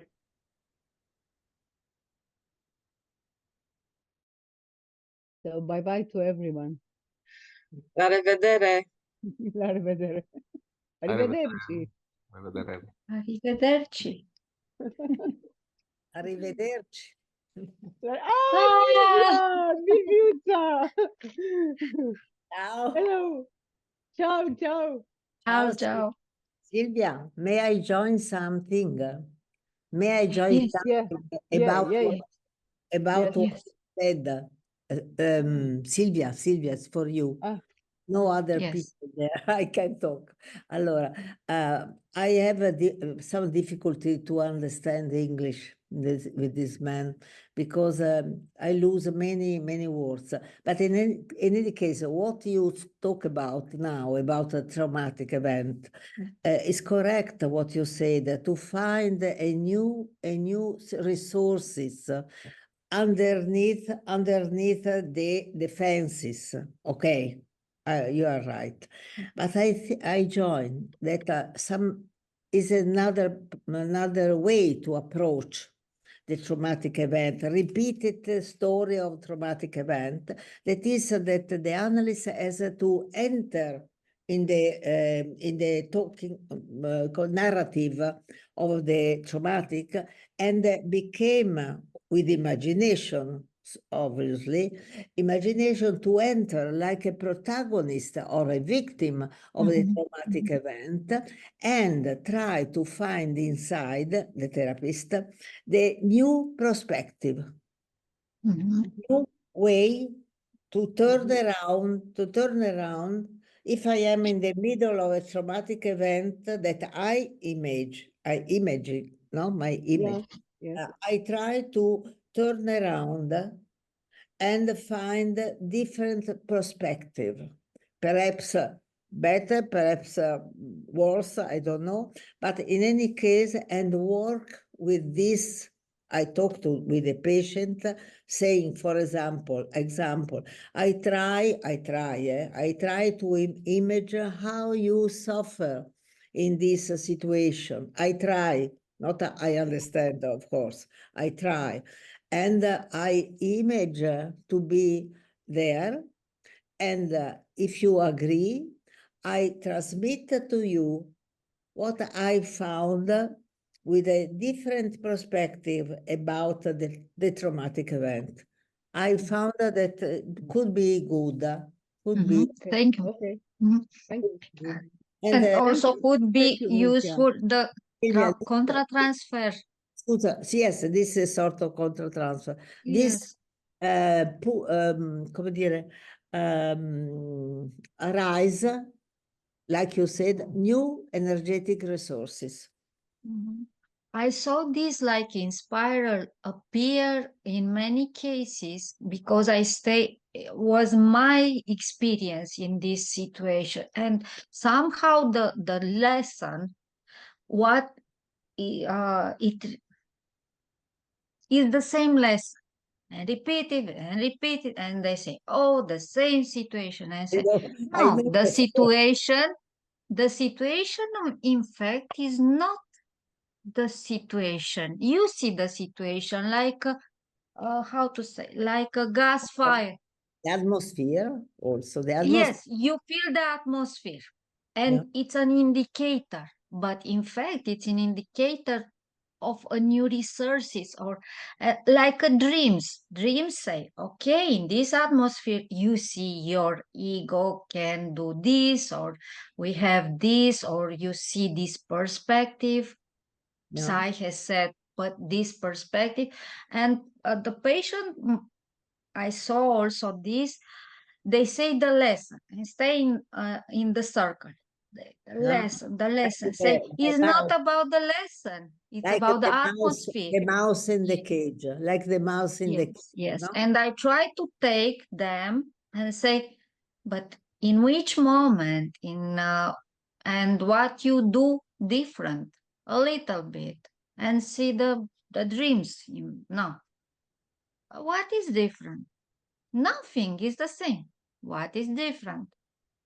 I And think this like the gamma, you know, the gamma, the many aspects of the emotion. exactly. The It's emotion. another level. Yes. Okay, but in some cases, I could not approach the traumatic event, the past traumatic event, pushing the patient to connect with the emotion. And I have to wait because sometimes there is a regression. Too much. It's too much in It's the too much regression. now. Okay, It's too okay. much. And I can try, you are right, for me, I agree, can try how the ego, you can do in this, like you said, Sylvia, because we have to have in mind really that touch the emotion is the core of the traumatic event, emotion.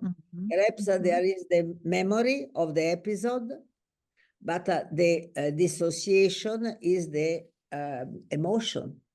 So I have to take care not to pass. Yes, I am an observer, but I Yeah. saw this spiral and these resources, and I stay to feel the resources. Otherwise, I also I am in the circle with him. No, I don't stay. I That stay. is I also, see.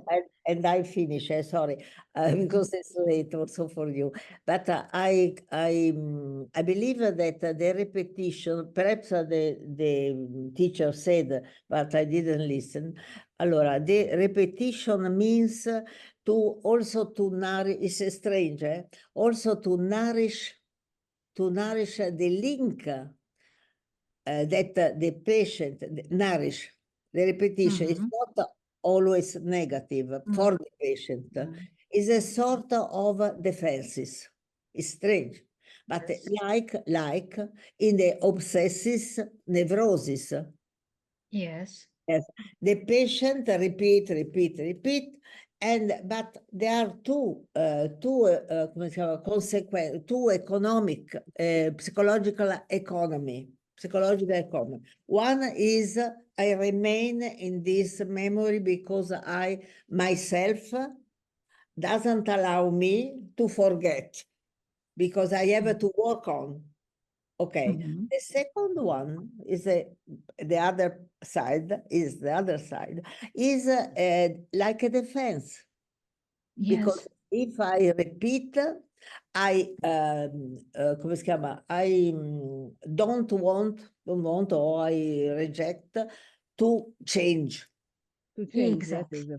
Exactly. Allora, there are- How Hippocrates said, or use. I saw in also trauma, in sexual trauma in childhood, in as a child, is a very no, it's very deep and perverse, and this perverse, it's depend all the time inside. Yes, Try, yes, Silvia, it depends also the stage of the life. Is trauma is very, very early, where there is it's difficult. preverbal. Is not remembering Allora we have to as such. try with the drawing Yes, and play yes, and yes, wait. yes, Um, yes. But uh, sorry, the teacher talk about dreams or not? No, I didn't listen. No, gave an example, not no Only a reference. no, reference. yeah. Sì. Ok, ciao ciao. Ciao, Brava ciao. Silvia, brava Thank Silvia. you. Ciao Michela, ciao. Ciao. Kiss you.